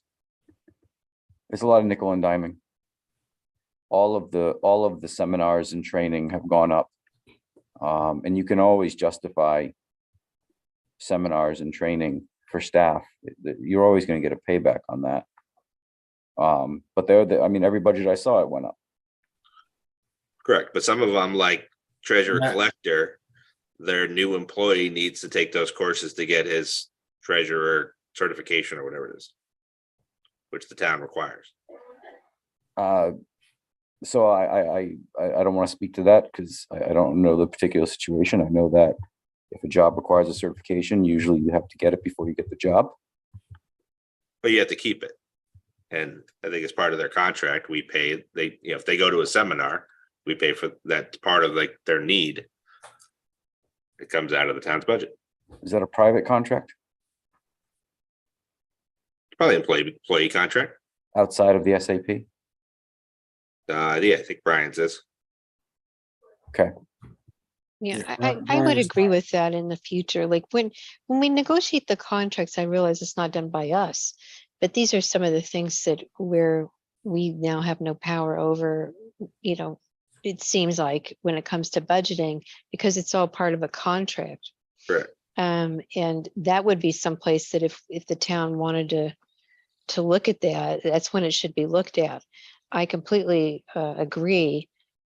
As somebody who has to maintain licensure and certifications, and my employer does not pay for that for me, that why are we paying that for these employees? I completely agree with that. I don't disagree, but like the $4,000 in mileage stipend or the 3,700 in state travel is part of Mr. Purple's contract. I understand. And I guess I'm just he saying. hasn't used this in the Yeah. last few years, but I think he's intending to use it this year to do his Right. contractually allowed conferences. Yep.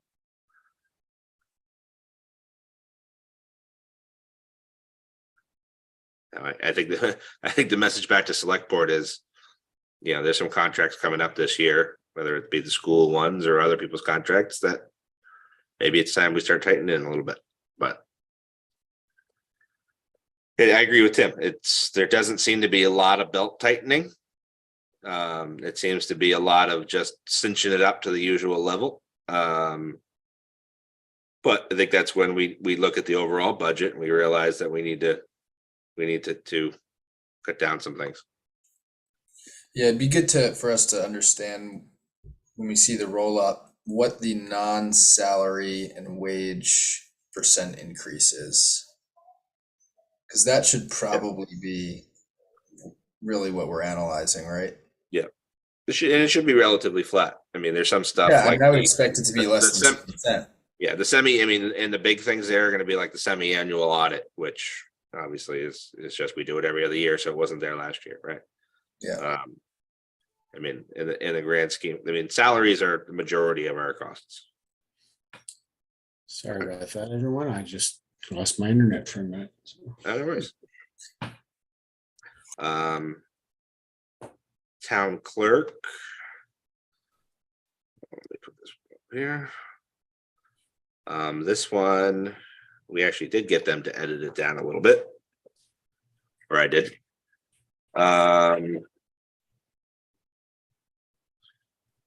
Let's see, salaries of the 4%. Temporary positions is down because of less elections. So they has to hire less poll workers.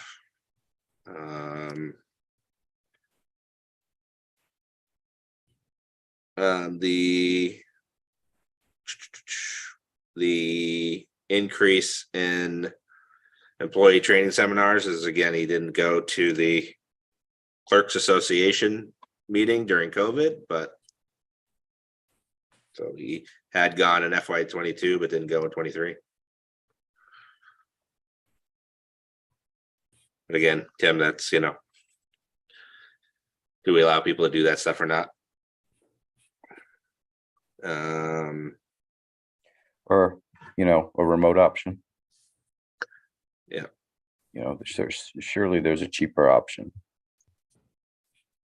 Correct. Yeah, it would be nice to know. I looked in the folder. I don't think that the town clerk had one of those documents, but if I'm missing it, let me know. I can look again. It would be nice to know with some of these seminars, like what is the seminar? Like what's actually happening there? Just out of my own curiosity, we've all been at conferences before that I'm sure we've pitched to our employer. So I know the drill, but it'd be nice to know what's actually the benefit to him and the town by attending these. Yeah, I mean, this is the more detail that he has on his summary, and it's the second year of this NEMCIA program. I don't know what that stands for, but for Amy. Yeah. Right. What is that? Yeah.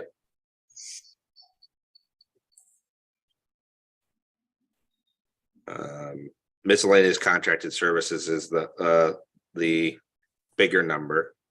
I'll get to immediate in a second. He had agreed to take the high-speed tabulator out, and just to give some background on that, and I think he wants to try to apply for that through the community compact grant. But right now, the tabulator where we put our ballots in, I think takes I think it's 20 seconds a ballot to scan. With all of the mail-in ballots, like they do them, they have to open them kind of at the same day. So, somebody has to go over with those and basically, put 10 in, and somebody has to wait. And what they're doing now is they're doing most of them on Sunday.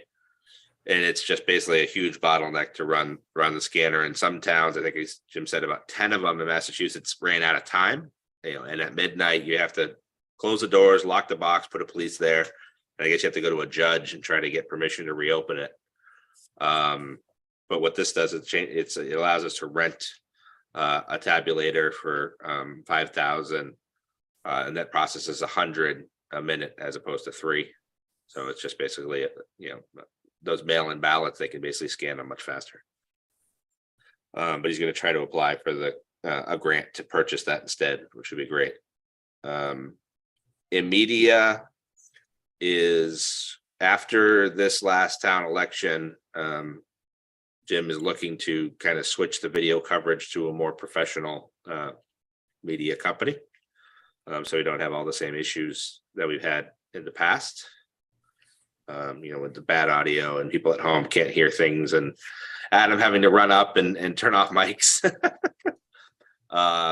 So I think that's one that, I think is certainly kind of a new ad that we need to look at independently, but that was the general background on that one. I think the iPad partial replacements is just end of life for those. And then he's looking to do some Facebook ads. Again, I think this might be, Tim, one of those, maybe this isn't the year to start doing some of that, but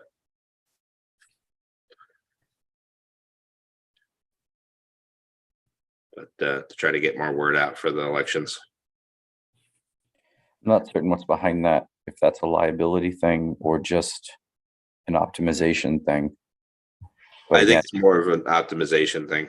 yeah, then level service budget is not the year for that. Let me see if I had anything else in my notes on the ads. Hold on a second.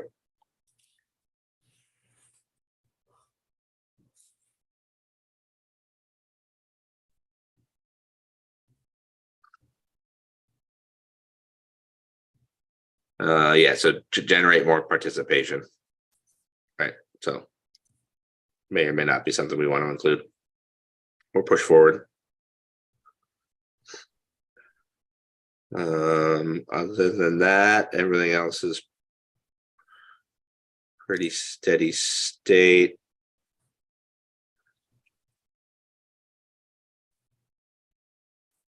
In-state travel is just mileage.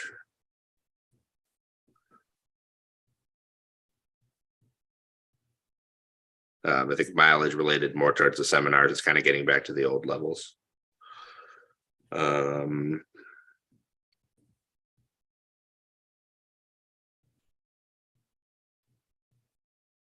Andrew, what does food service mean for town clerk? What does that mean? Do you know? That's a good question. Food service. Oh, for Well, I the think they do elections? provide some like lunches for the people that Right. are running the polls, or Okay. coffee. I think it's mostly coffee and Dunkin'. Okay, just curious. I don't remember seeing that last year, so. Yeah. Thanks. No worries. Yeah, so in-state travel, mileage increase plus the town clerk at the ATC convention.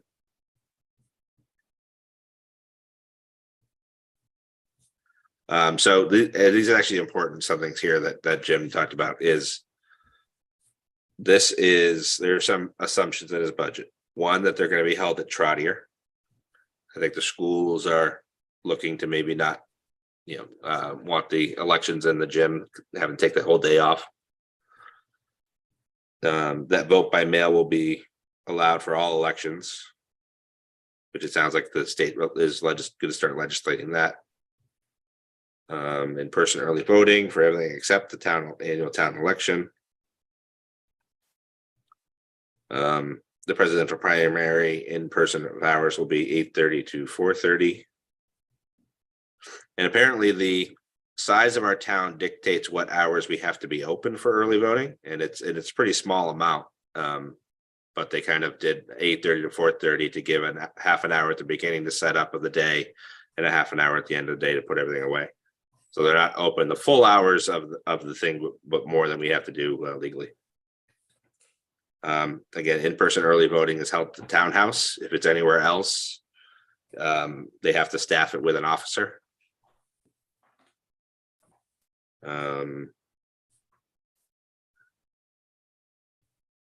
Yeah, if the legislature is looking at doing same day voter registration, which I still in my head can't think about how that works functionally.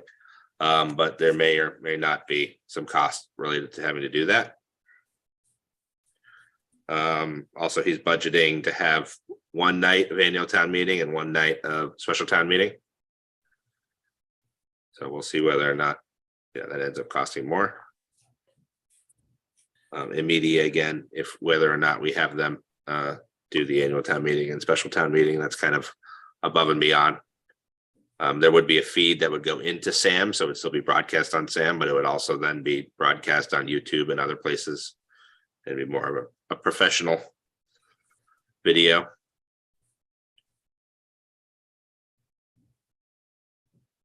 And then, yeah, there's that SAP salary review that they're looking to do any grade changes on that aren't included in anyone's budget, but we'll hear what estimates they come out from that separately.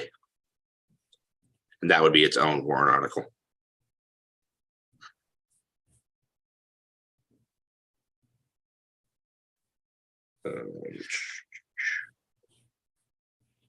Any further questions on this one?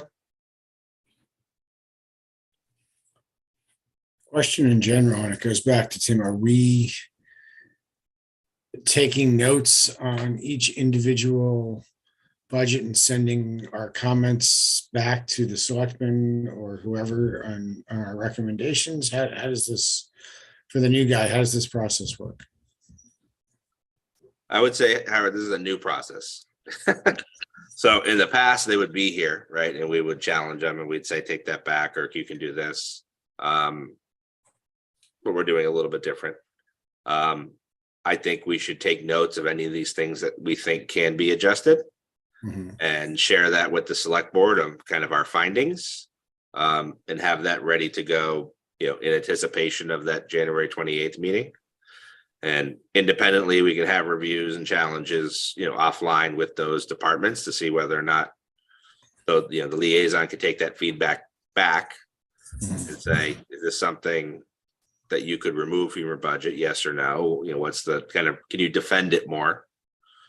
Then at the end, we can decide whether or not we want to put it in or take it out. I think, Tim, I think what you saw was the same statement I made at the beginning, that there seems to be, the same line items are, trainings were the big, and there's something else that were the main culprits, and there was a theme across all these budgets. And maybe it's that's the simple comment, right?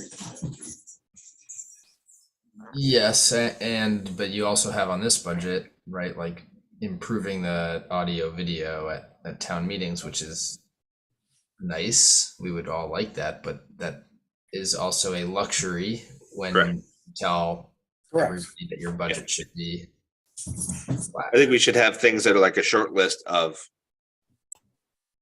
nice to haves versus have to haves. Like what could we lose and the patient would still live?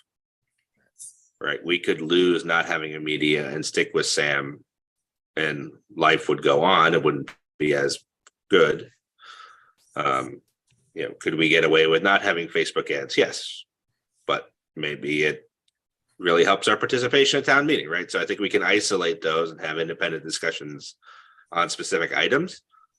I don't know if any of these, warrant their own article, but maybe they do, right? Maybe they get into that, deputy chief kind of realm of if town meeting wants to vote individually on having an independent company do the town meeting video, maybe that's something we let the taxpayers decide on if they want to incur that, $16,000. What's good about those individual things is we can recommend or vote to recommend or vote not to recommend those individual items and not throw the rest of the budget into the trash. Okay. But yes, I think I'm just kind of taking notes on the items that are kind of, I don't want to say controversial, but that we've had discussions on that are kind of wishy-washy in terms of do we need it, do we really not need to live with it, is this level service ? And then we can keep working on and refining that list until the end. Okay. Did that answer your question, Howard? It did. Thank you. All right.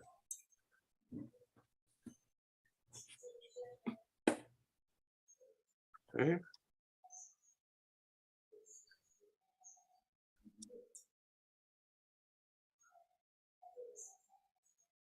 All right, let me get into a little bit more complexity. Here we have fire, and so fire you'll see has a level and non-level, and basically the difference is the non-level includes a half a year deputy chief position, And the level does not.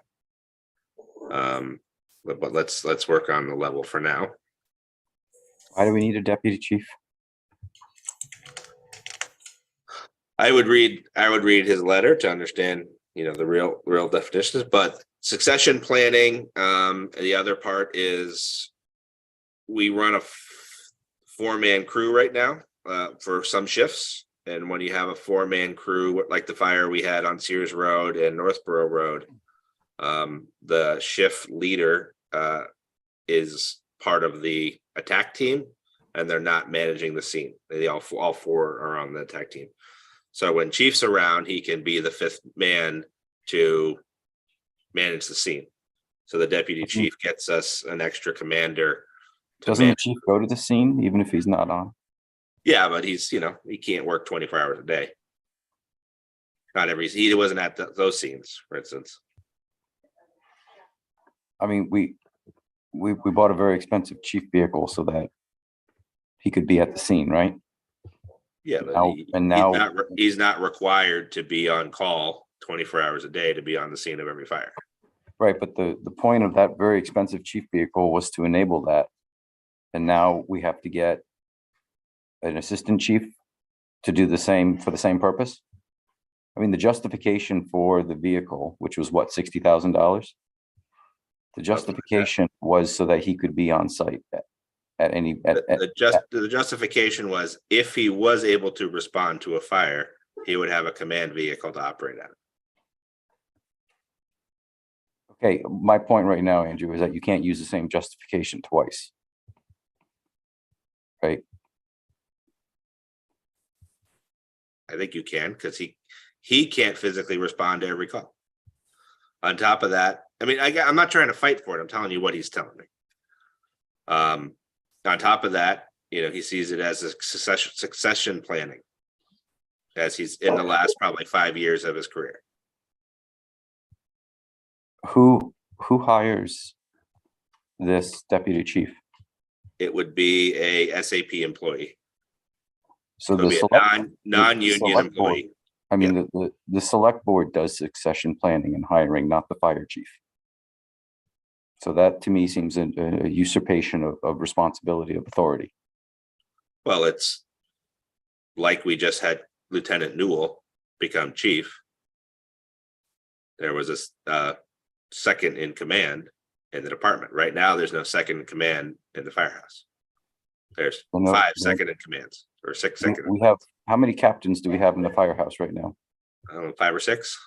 Yeah, so this is just one overreach on top of another overreach from the fire department. And I think we need to consider putting a line in the sand here. The multiple captains was outrageous. The expensive vehicle was tough, but understandable. But the deputy chief to be on site when the chief can't be on site with his car, I'm sorry. I mean, I can't swallow it. I wanted to add here, last year when we went through the budgets, we asked for an org chart for the police and fire. I don't think we ever got either of those. In this case, it would be really helpful to see that, because I still don't understand the hierarchy in the fire department. And I'm in the boat with Tim, is that and I've heard that we weren't supposed to be adding any positions this year. So this is well, that's why he has the level without it, Marcy. I see that. Thank you, Andrew. I realize we're getting maybe off track, but I just, it would be helpful. Maybe I haven't seen his letters, so maybe it's in there. It would be good to know, but it's hard to imagine that we haven't ever needed this before, but we need it now. Yeah, that's my question that Marcy just brought up. Is I understand how second in command improves the availability of someone to respond to an emergency, but has there been a situation where we've been negatively impacted, and has that situation occurred at a frequency that's unacceptable because we didn't have another person? Yeah, I mean, I don't want to get too in the weeds of the deputy, because this is going to be an entire conversation with select board, right? There's going to be this is its own article. This is a big separate thing. Yeah, but I think it's important for us to know the answers to some of those questions when we have that meeting with the select Correct. board.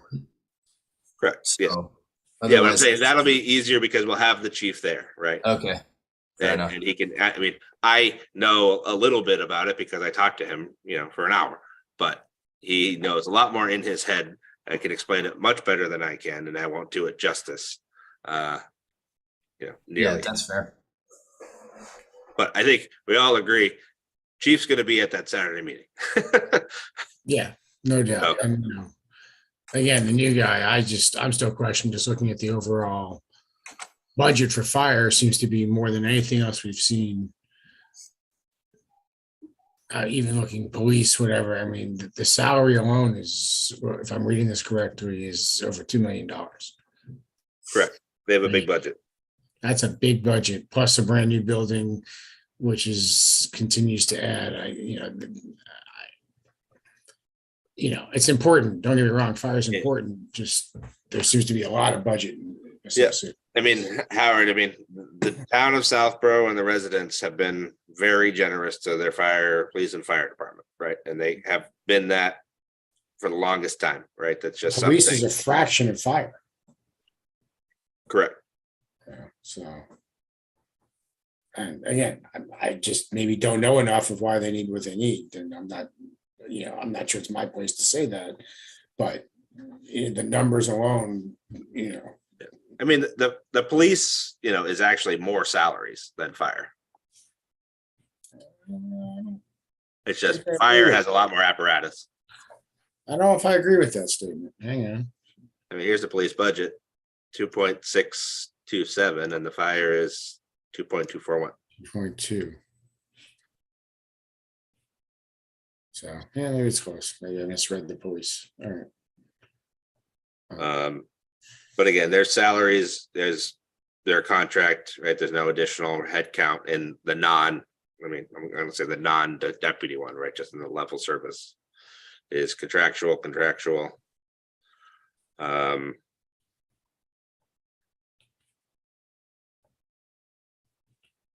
Yeah, I think everything in here is a union contract. I don't think there's anything new. But happy to talk So about is, it. is overtime going up? That's due to an increase in contractual rates.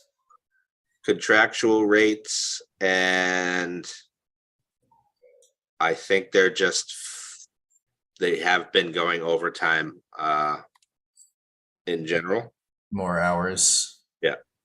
but it's mostly just the rates. Like it's a 3% increase basically, which is, as you can see, roughly the salaries are 5%. And I guess that brings up the question of why why so much in overtime? Do we not have enough staff for people out? Well, or- fire always has a lot of overtime because of callbacks. So when people go out to a call, they'll call firefighters in on overtime to man the station while other people are out. Okay, again, this is the part I'm learning, just, there's big numbers here, so, Yep. yeah. And we can, let me unhide this. This is all the actuals.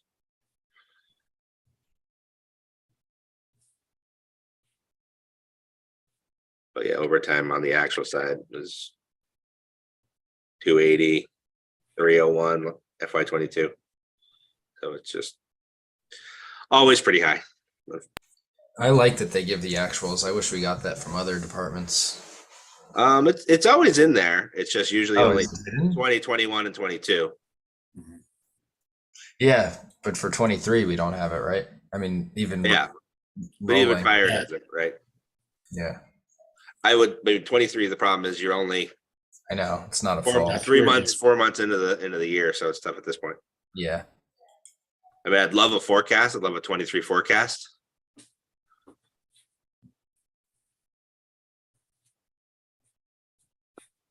Let's see what else we got. On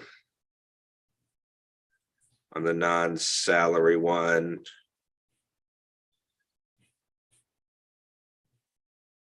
Sorry, I'm losing my. Vehicle maintenance and repair is mostly just due to the cost of the parts has been increasing.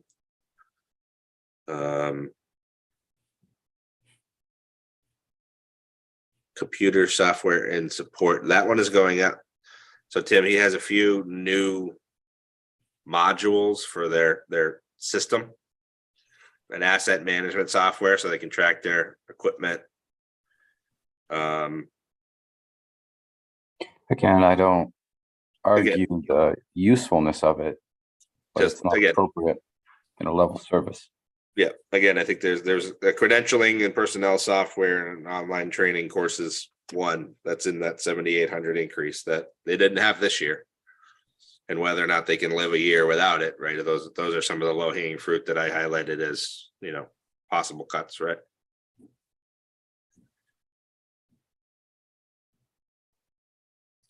What were the contracted services?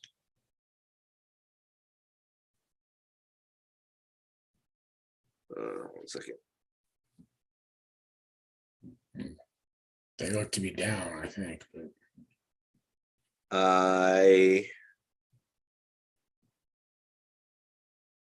Let me pull up his letter. I think it's the ambulance billing software, or is that still a separate line item? Services.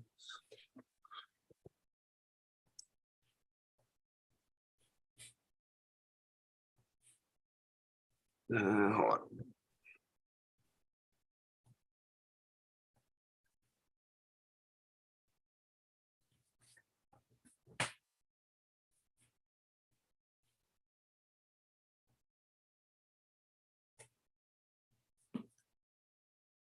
am I looking up that? If I remember the water, same thing. It's all the department's waters are all lump sum under DPW, if I remember correctly. right? Correct.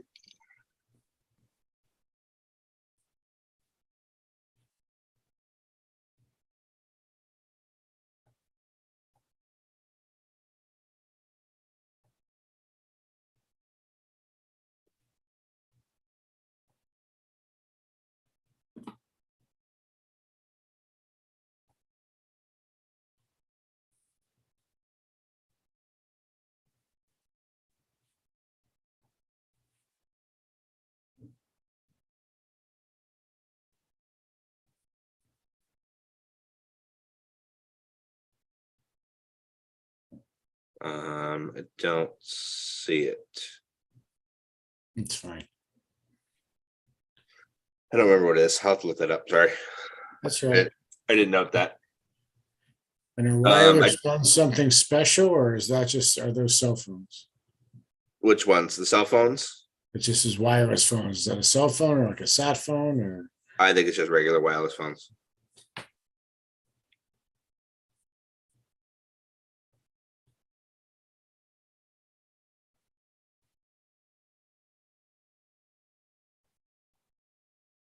And the out-of-state contract, I think, is part of the chief's contract to go to two firefighting conferences. I did look at the folder. There is the deputy chief proposal. I don't know, Tim, if you want me to put that up on the screen if you want to read it or do it later.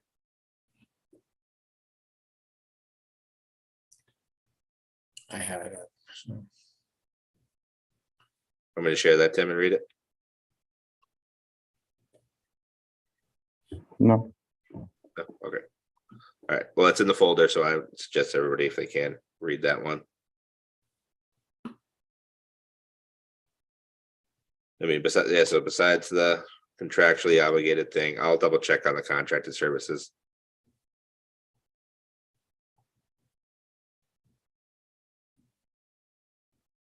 What's that? No, it was a police head to maintenance agreement. I'll have to double check what that is.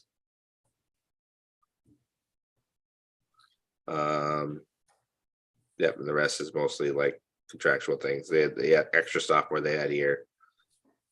And vehicle maintenance and repair is just kind of increased cost in general. And part of that cost was also there's a delay in the new ambulance that we approved, I think 2 years ago, Tim. They still haven't gotten it. So it's just a little bit extra maintenance to keep the old one available till then.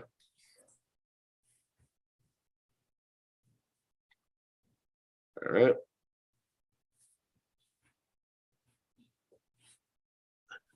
And then police, again, mostly contractual. And there were some new contracts this year. SAP 4%. We did ask them to go back a little bit on they're going to revise the numbers on the dispatchers because we added the new dispatcher this year, but they've been having trouble carrying 5 dispatchers. So this year, the dispatcher overtime is high because the other dispatchers have been picking up that shift. And the part-time salaries are low, but overall we should be under our budget for FY23, right? You're just kind of moving the line items for dispatchers. This year they increased the overtime on dispatchers because they've having trouble finding people, but they didn't really adjust the salary line for having only 4 people on staff, right? So they're going to adjust that so that the overall numbers basically look more similar. Was that an oversight? It's kind of a big No, one. I think they were just kind of looking at the line item. They knew they were going to they knew they were overspending this 10,000. And they're going to get to 23. I So is guess this what, are we talking about the letter we have, Yeah, the overtime letter that they're requesting? that they had you sent over. Yeah, So they just bumped up that number, but didn't really adjust the other one. It's just we asked them to go back and do an actual forecast of the overall spending categories, right? If you're gonna be up in overtime because you haven't staffed somebody, then in theory your salary should be lower. The other one I asked them to do is a pro forma or another version. So we get, I think, $70,000 a year towards our dispatchers from the state. And I would rather see the full cost of the dispatchers in the budget. And then if we want to look at a revenue line for the grant, fine. But I don't want to have to not be able to staff our dispatch because we didn't get the grant from the state and it's been fluctuating. That makes sense, Tim? yeah. What is line 14? That is the educational incentive for it's part of the new, so there's the old Quinn bill, which is down at the bottom, but it's part of the new police contract. There's an educational incentive. It gets joint between the Quinn bill and these two. So it's kind of combined these two. I'm seeing, is that $90,000 it's gone up? Yep. What in the world is $90,000 for education incentive? It's part of it's basically the adjustment. It's part of their new contract. It's part of this Quinn bill and educational incentive. So it's and there's one officer that's getting his bachelor's and it's increased. So here's each officer. So it's basically there used to be a different educational incentive amount. And that part of their negotiation and their contract, they increased it to basically the Quinn bill levels.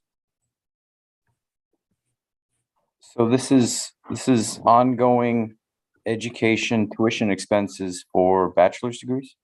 This is once you get your degree, you get an incentive. So if you're an Incentive. officer and you don't have your associate, you get your associate, you get some money.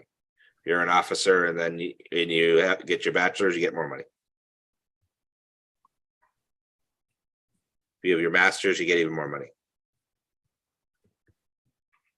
is it a one-time bite of more money or is it an annual increase? Annual amount. That's a huge chunk on top of Yep. column K. And all together with the two of the educational incentives together, it's, it's Why did, oh my, 250,000. and why, I'm sorry, you probably already said it. Why is it so much more this year? They, as part of the contract, they changed the rate. So there used to be a Quinn bill in Massachusetts, which expired in, I don't know, I think in the 90s. And they Who grandfathered negotiated- certain people in. Who negotiated this? Select board and the police union. I'm gonna have to talk to Kathy. What are they doing?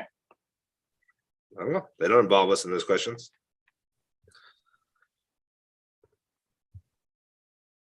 But yeah, I mean, it's contractual. I don't want to say not much you can do about it, but there's not much you can do about it.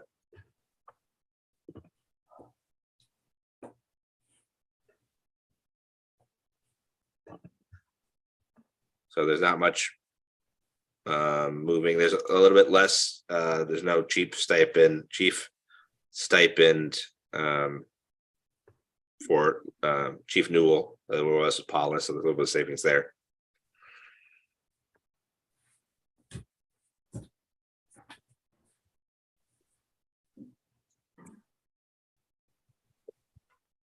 When we get into Andrew, are the salaries at market before those incentives are taken into account?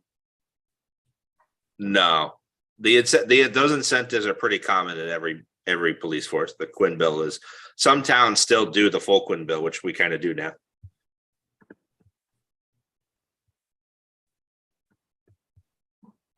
Yep, contractual increase due to an elimination of educational incentives on July 1st, 2023, replaced by the same degree incentives as Quinn bill recipients. So I think if we looked at the police budget from last year, let me pull that up real quick.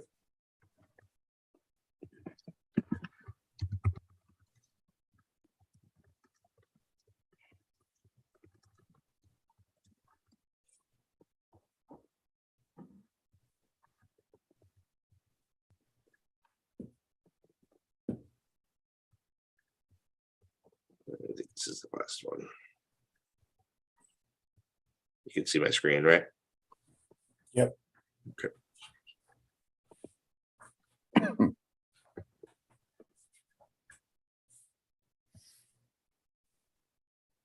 So you'll see like Sergeant Whalen, 7,000. I got the other one. Hang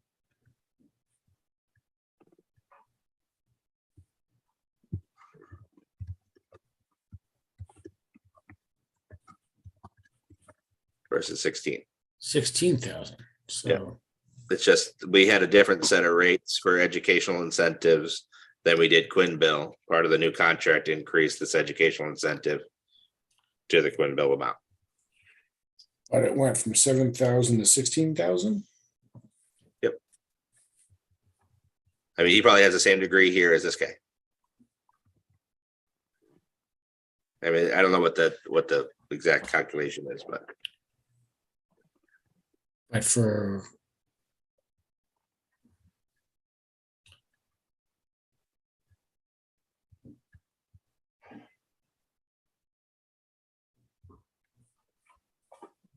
all right. Now, I'd love to get involved in those contract negotiations. This is just a contractual increase on our computer software.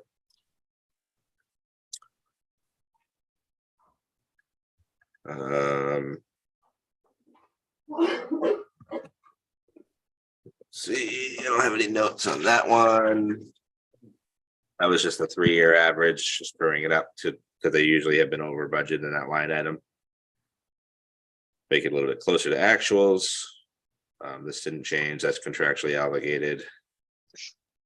Is the education there contractually, the training meeting that's contractual, Sorry, which line item? the 750 per officer? Yeah, that's part of the union contract. Okay, I think it's just a training stipend kind of thing.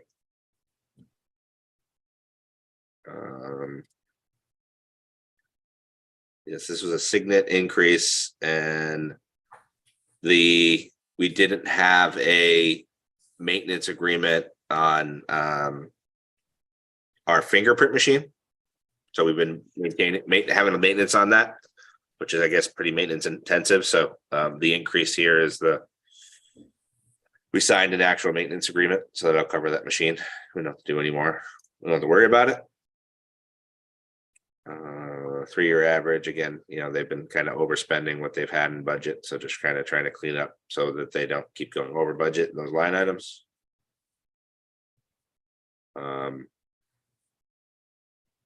Vehicle maintenance and repair, mostly due to the costs they're getting for the parts have been a lot higher. We're due for two replacements this year in the police cruisers. So there's more vehicles that I think they have 50,000 miles and over. So they're a little bit more out of warranty. Hence a little bit more increasing there. This is a interesting one here, Tim, that you will really appreciate. The paging system that we use today with the new flags that they have from the telephone company flags our pages as spam. So we have to get a new paging system. It's going to cost us $1,500. Or switch vendors. I'm sorry. I don't understand what you just said. So they have a system which sends pages out, basically phone calls to the officers if they were being recalled or needed. Yeah. That system, it basically the telephone company is not letting them through because they're classifying them as spam. Interesting. And it's an issue with the vendor, right? They have to change their system and their software to do it, but they haven't figured out how to not do that. So they're looking to convert lower different system as to this new one. It's about $1,500. I think the system they were using was pretty old and antiquated. Isn't there a human that could physically call them? Don't we have someone sitting in the office at the police department that can just pick up the phone and call them? Call me old fashioned, but that seems to be a more reasonable way to do it. Isn't that we have people and admins sitting in the office? I don't know how many pages they sent, what the exact paging system is for. I'm not going to get into that. I just know that their current one is blocking them because they're calling them spam. Funny. Yeah. And they can't find a workaround for the one to work. But yeah, that's one where it's a new thing, but I think that's a safety concern. I'm a little bit less concerned about that one than some of the other stuff. Yeah, and then it's basically the large part of that.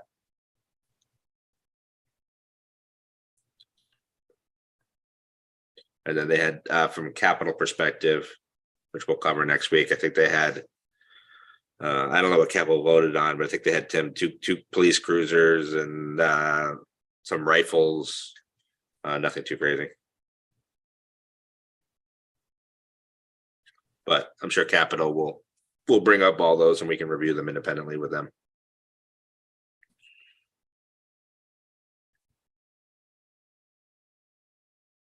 All right, any more questions on police?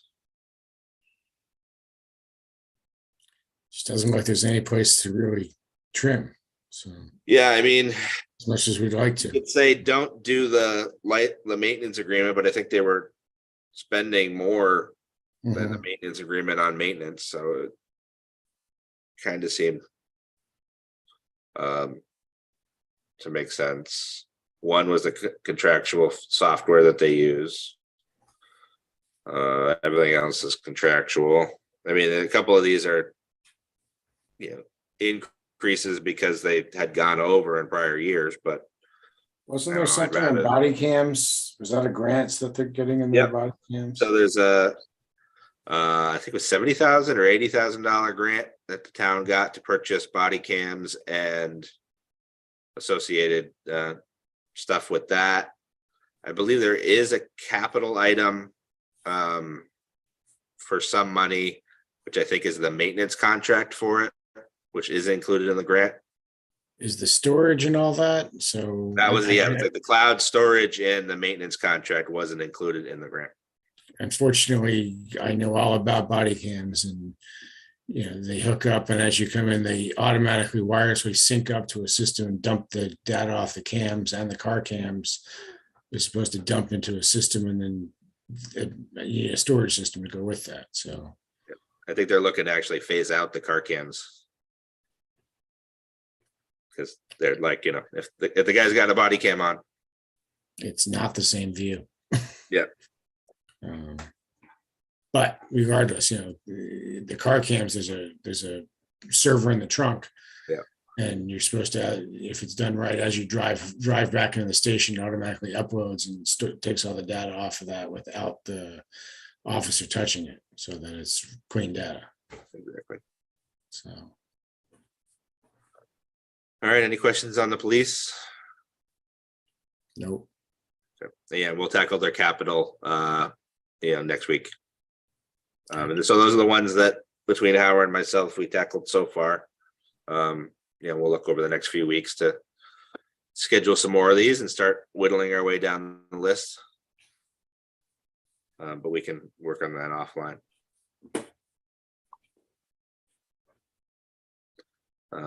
Let's look real quick at the current state of the overall budget. Hold on, let me share my screen.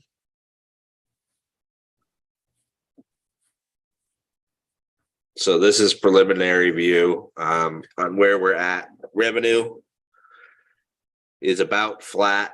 They're being a little bit conservative, and free cash, technically it was 1.9 million, but I think they've been talking about looking to do some kind of stabilization, but for capital, but I don't know whether or not that makes sense to do this year or not. Again, this is just Brian's spreadsheet.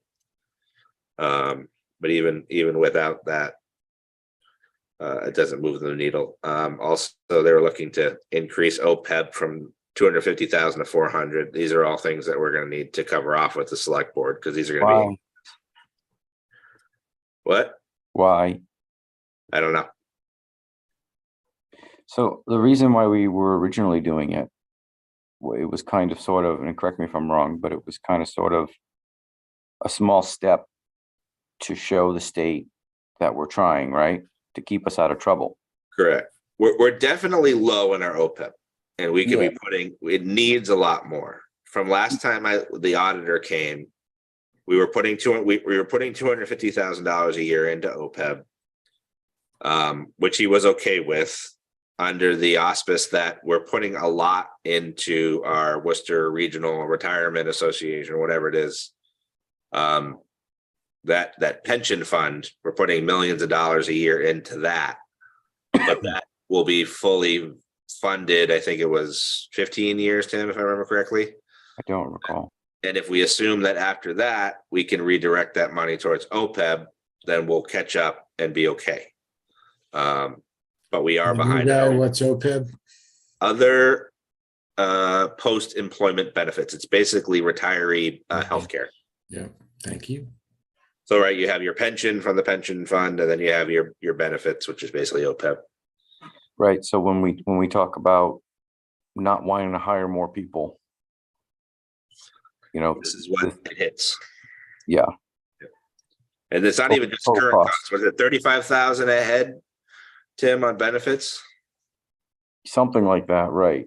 Right. We haven't looked at the benefits line yet. Which employee benefits right now is going up about 9%. Our insurance rates are taking a big hit, but Adam's going to fix all of that. So he'll dig into that and give us, start to work with Brian on understanding what we have going on there. Again, this is just Brian's placeholders. Who knows if this is the numbers that I think that this isn't the year we worry about stabilization, and I don't think this is the year we worry about OPEB more than the 250 we were doing. So that'll certainly help us a little bit on the revenue side and on the cost side, but local receipts, still relatively conservative compared to last year because it's the same number. So just so everybody knows, I know Kathy talked about this, so most of you've heard this before. It always is a concern when your revenue is not increasing as much as your expenditures. Right. And so it's just going to eat into your levy balance, and it's just going to start being, eventually unsustainable. So we need to make sure we can bring in as much revenue as we can and lower as expenses as much as we can, and try to keep the two in sync as much as we can. Local aid, we don't have the numbers, but it has been going up recently. So hopefully we get a little favorability there. So if we can work with Brian and Carla to maybe, have them come up with a more realistic local receipts, but that's their number. And then local aid, once we get the FY24 estimates for the cherry sheets, we can put that in here, but hopefully that'll be a little bit more. But still, revenue is going to significantly be below what we're looking at from a cost perspective. Overlay, I haven't talked to Paul to see whether or not we can release any from that, but he just released some last year, so I don't know how much more is left. The overall town budget from expenditure wise is up 8%, right? That's a big number for a town budget. Employee benefits 9.2. Liability insurance, same. This big increase.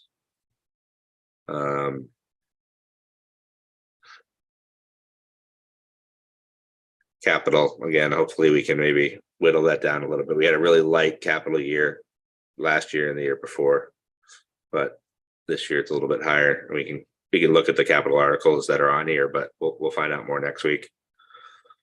Schools are anticipating about a 5% increase, and again, they're the majority of our budget. So hopefully that's their starting point, and they can whittle it down. I haven't looked at it yet. Tim, maybe we should talk to Greg soon and see, get on his calendar. Yeah. Just to get a preliminary, because they're in a contract year, so I'm hoping that this 5% is forecasting that, and that there's not another 3% on top of that. But that certainly moves the needle a lot in the wrong direction. Same with the school employee benefits. We're on the same benefits, so it makes sense that that's pretty much in sync. But a 10% increase in the benefit line, that's a big number for us to absorb. I did not expect the town budget to come back at 8.2. No. When we said level service, 8.2 is The problem is I would say the majority of that 8.2 though is contractual salaries. The police salaries are up 8%.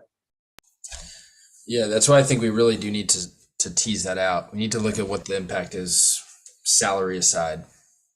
Yeah. I'll see if I can see if Brian can do something where he puts them all together as on the town budget, at least, to show we have the operational budgets over here. But if he could basically take this operational budgets and break it out between salary and non-salary items, I think that would, to Adam's point, help a lot.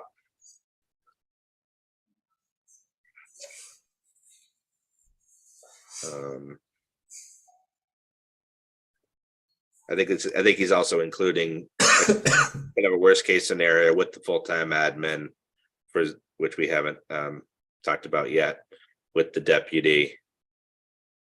With some additional hours in council on aging. We haven't gotten to all that stuff yet, but those are some non-level service things that are in this right now. But again, so we're looking at a worst case, hopefully, but schools is still an outstanding that we don't know. Maybe the departments will sign up for a rotation of bake sales at the transfer station. Anything. Well, I think what we need to start doing is the charity that the transfer station has for the cans needs to be Town of Southborough.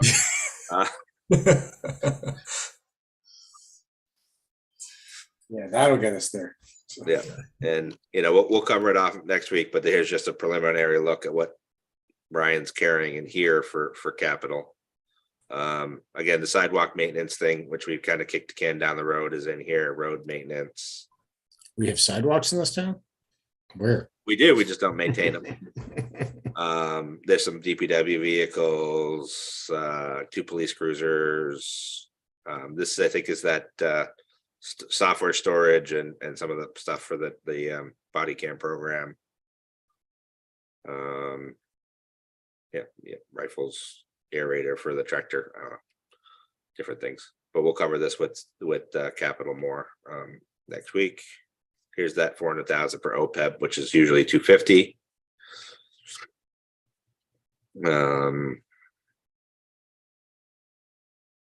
Anything else on here? Yep, ambulance fund. Lease payments. CPA. So I think, Tim, I don't know if they have anything quite yet on the CPA list of projects, but I know they've talked a little bit about North Algonquin's fields, but nothing to fruition here. But What are they doing with the townhouse now? this is, I think, was an increase cost from the last bid that they got or something. When they got up there to start doing something, there were some new things they found, like the chimney needed repointing and a few things. It's going up by 200K. Yeah. If you watch, there was a presentation from Lynn Spencer to the CPA a couple months ago to kind of review it all. Huh. There's like a couple extra things they found when they started to dig into it.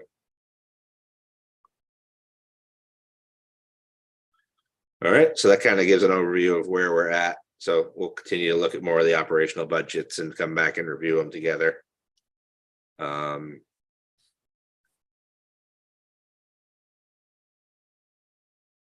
see, what else do we have?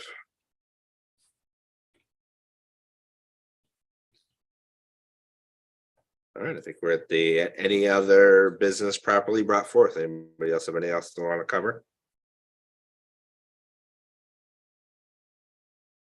All right.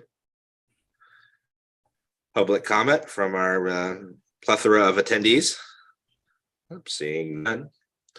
Do I have a motion to adjourn? Someone, Second. All right. All those in favor? Marcy, Aye. Adam, Aye. aye. Howard, Aye. Andrew is aye. Thanks, everybody. Thank you. Night. Thank you, Thank you. Andrew. Night. Bye.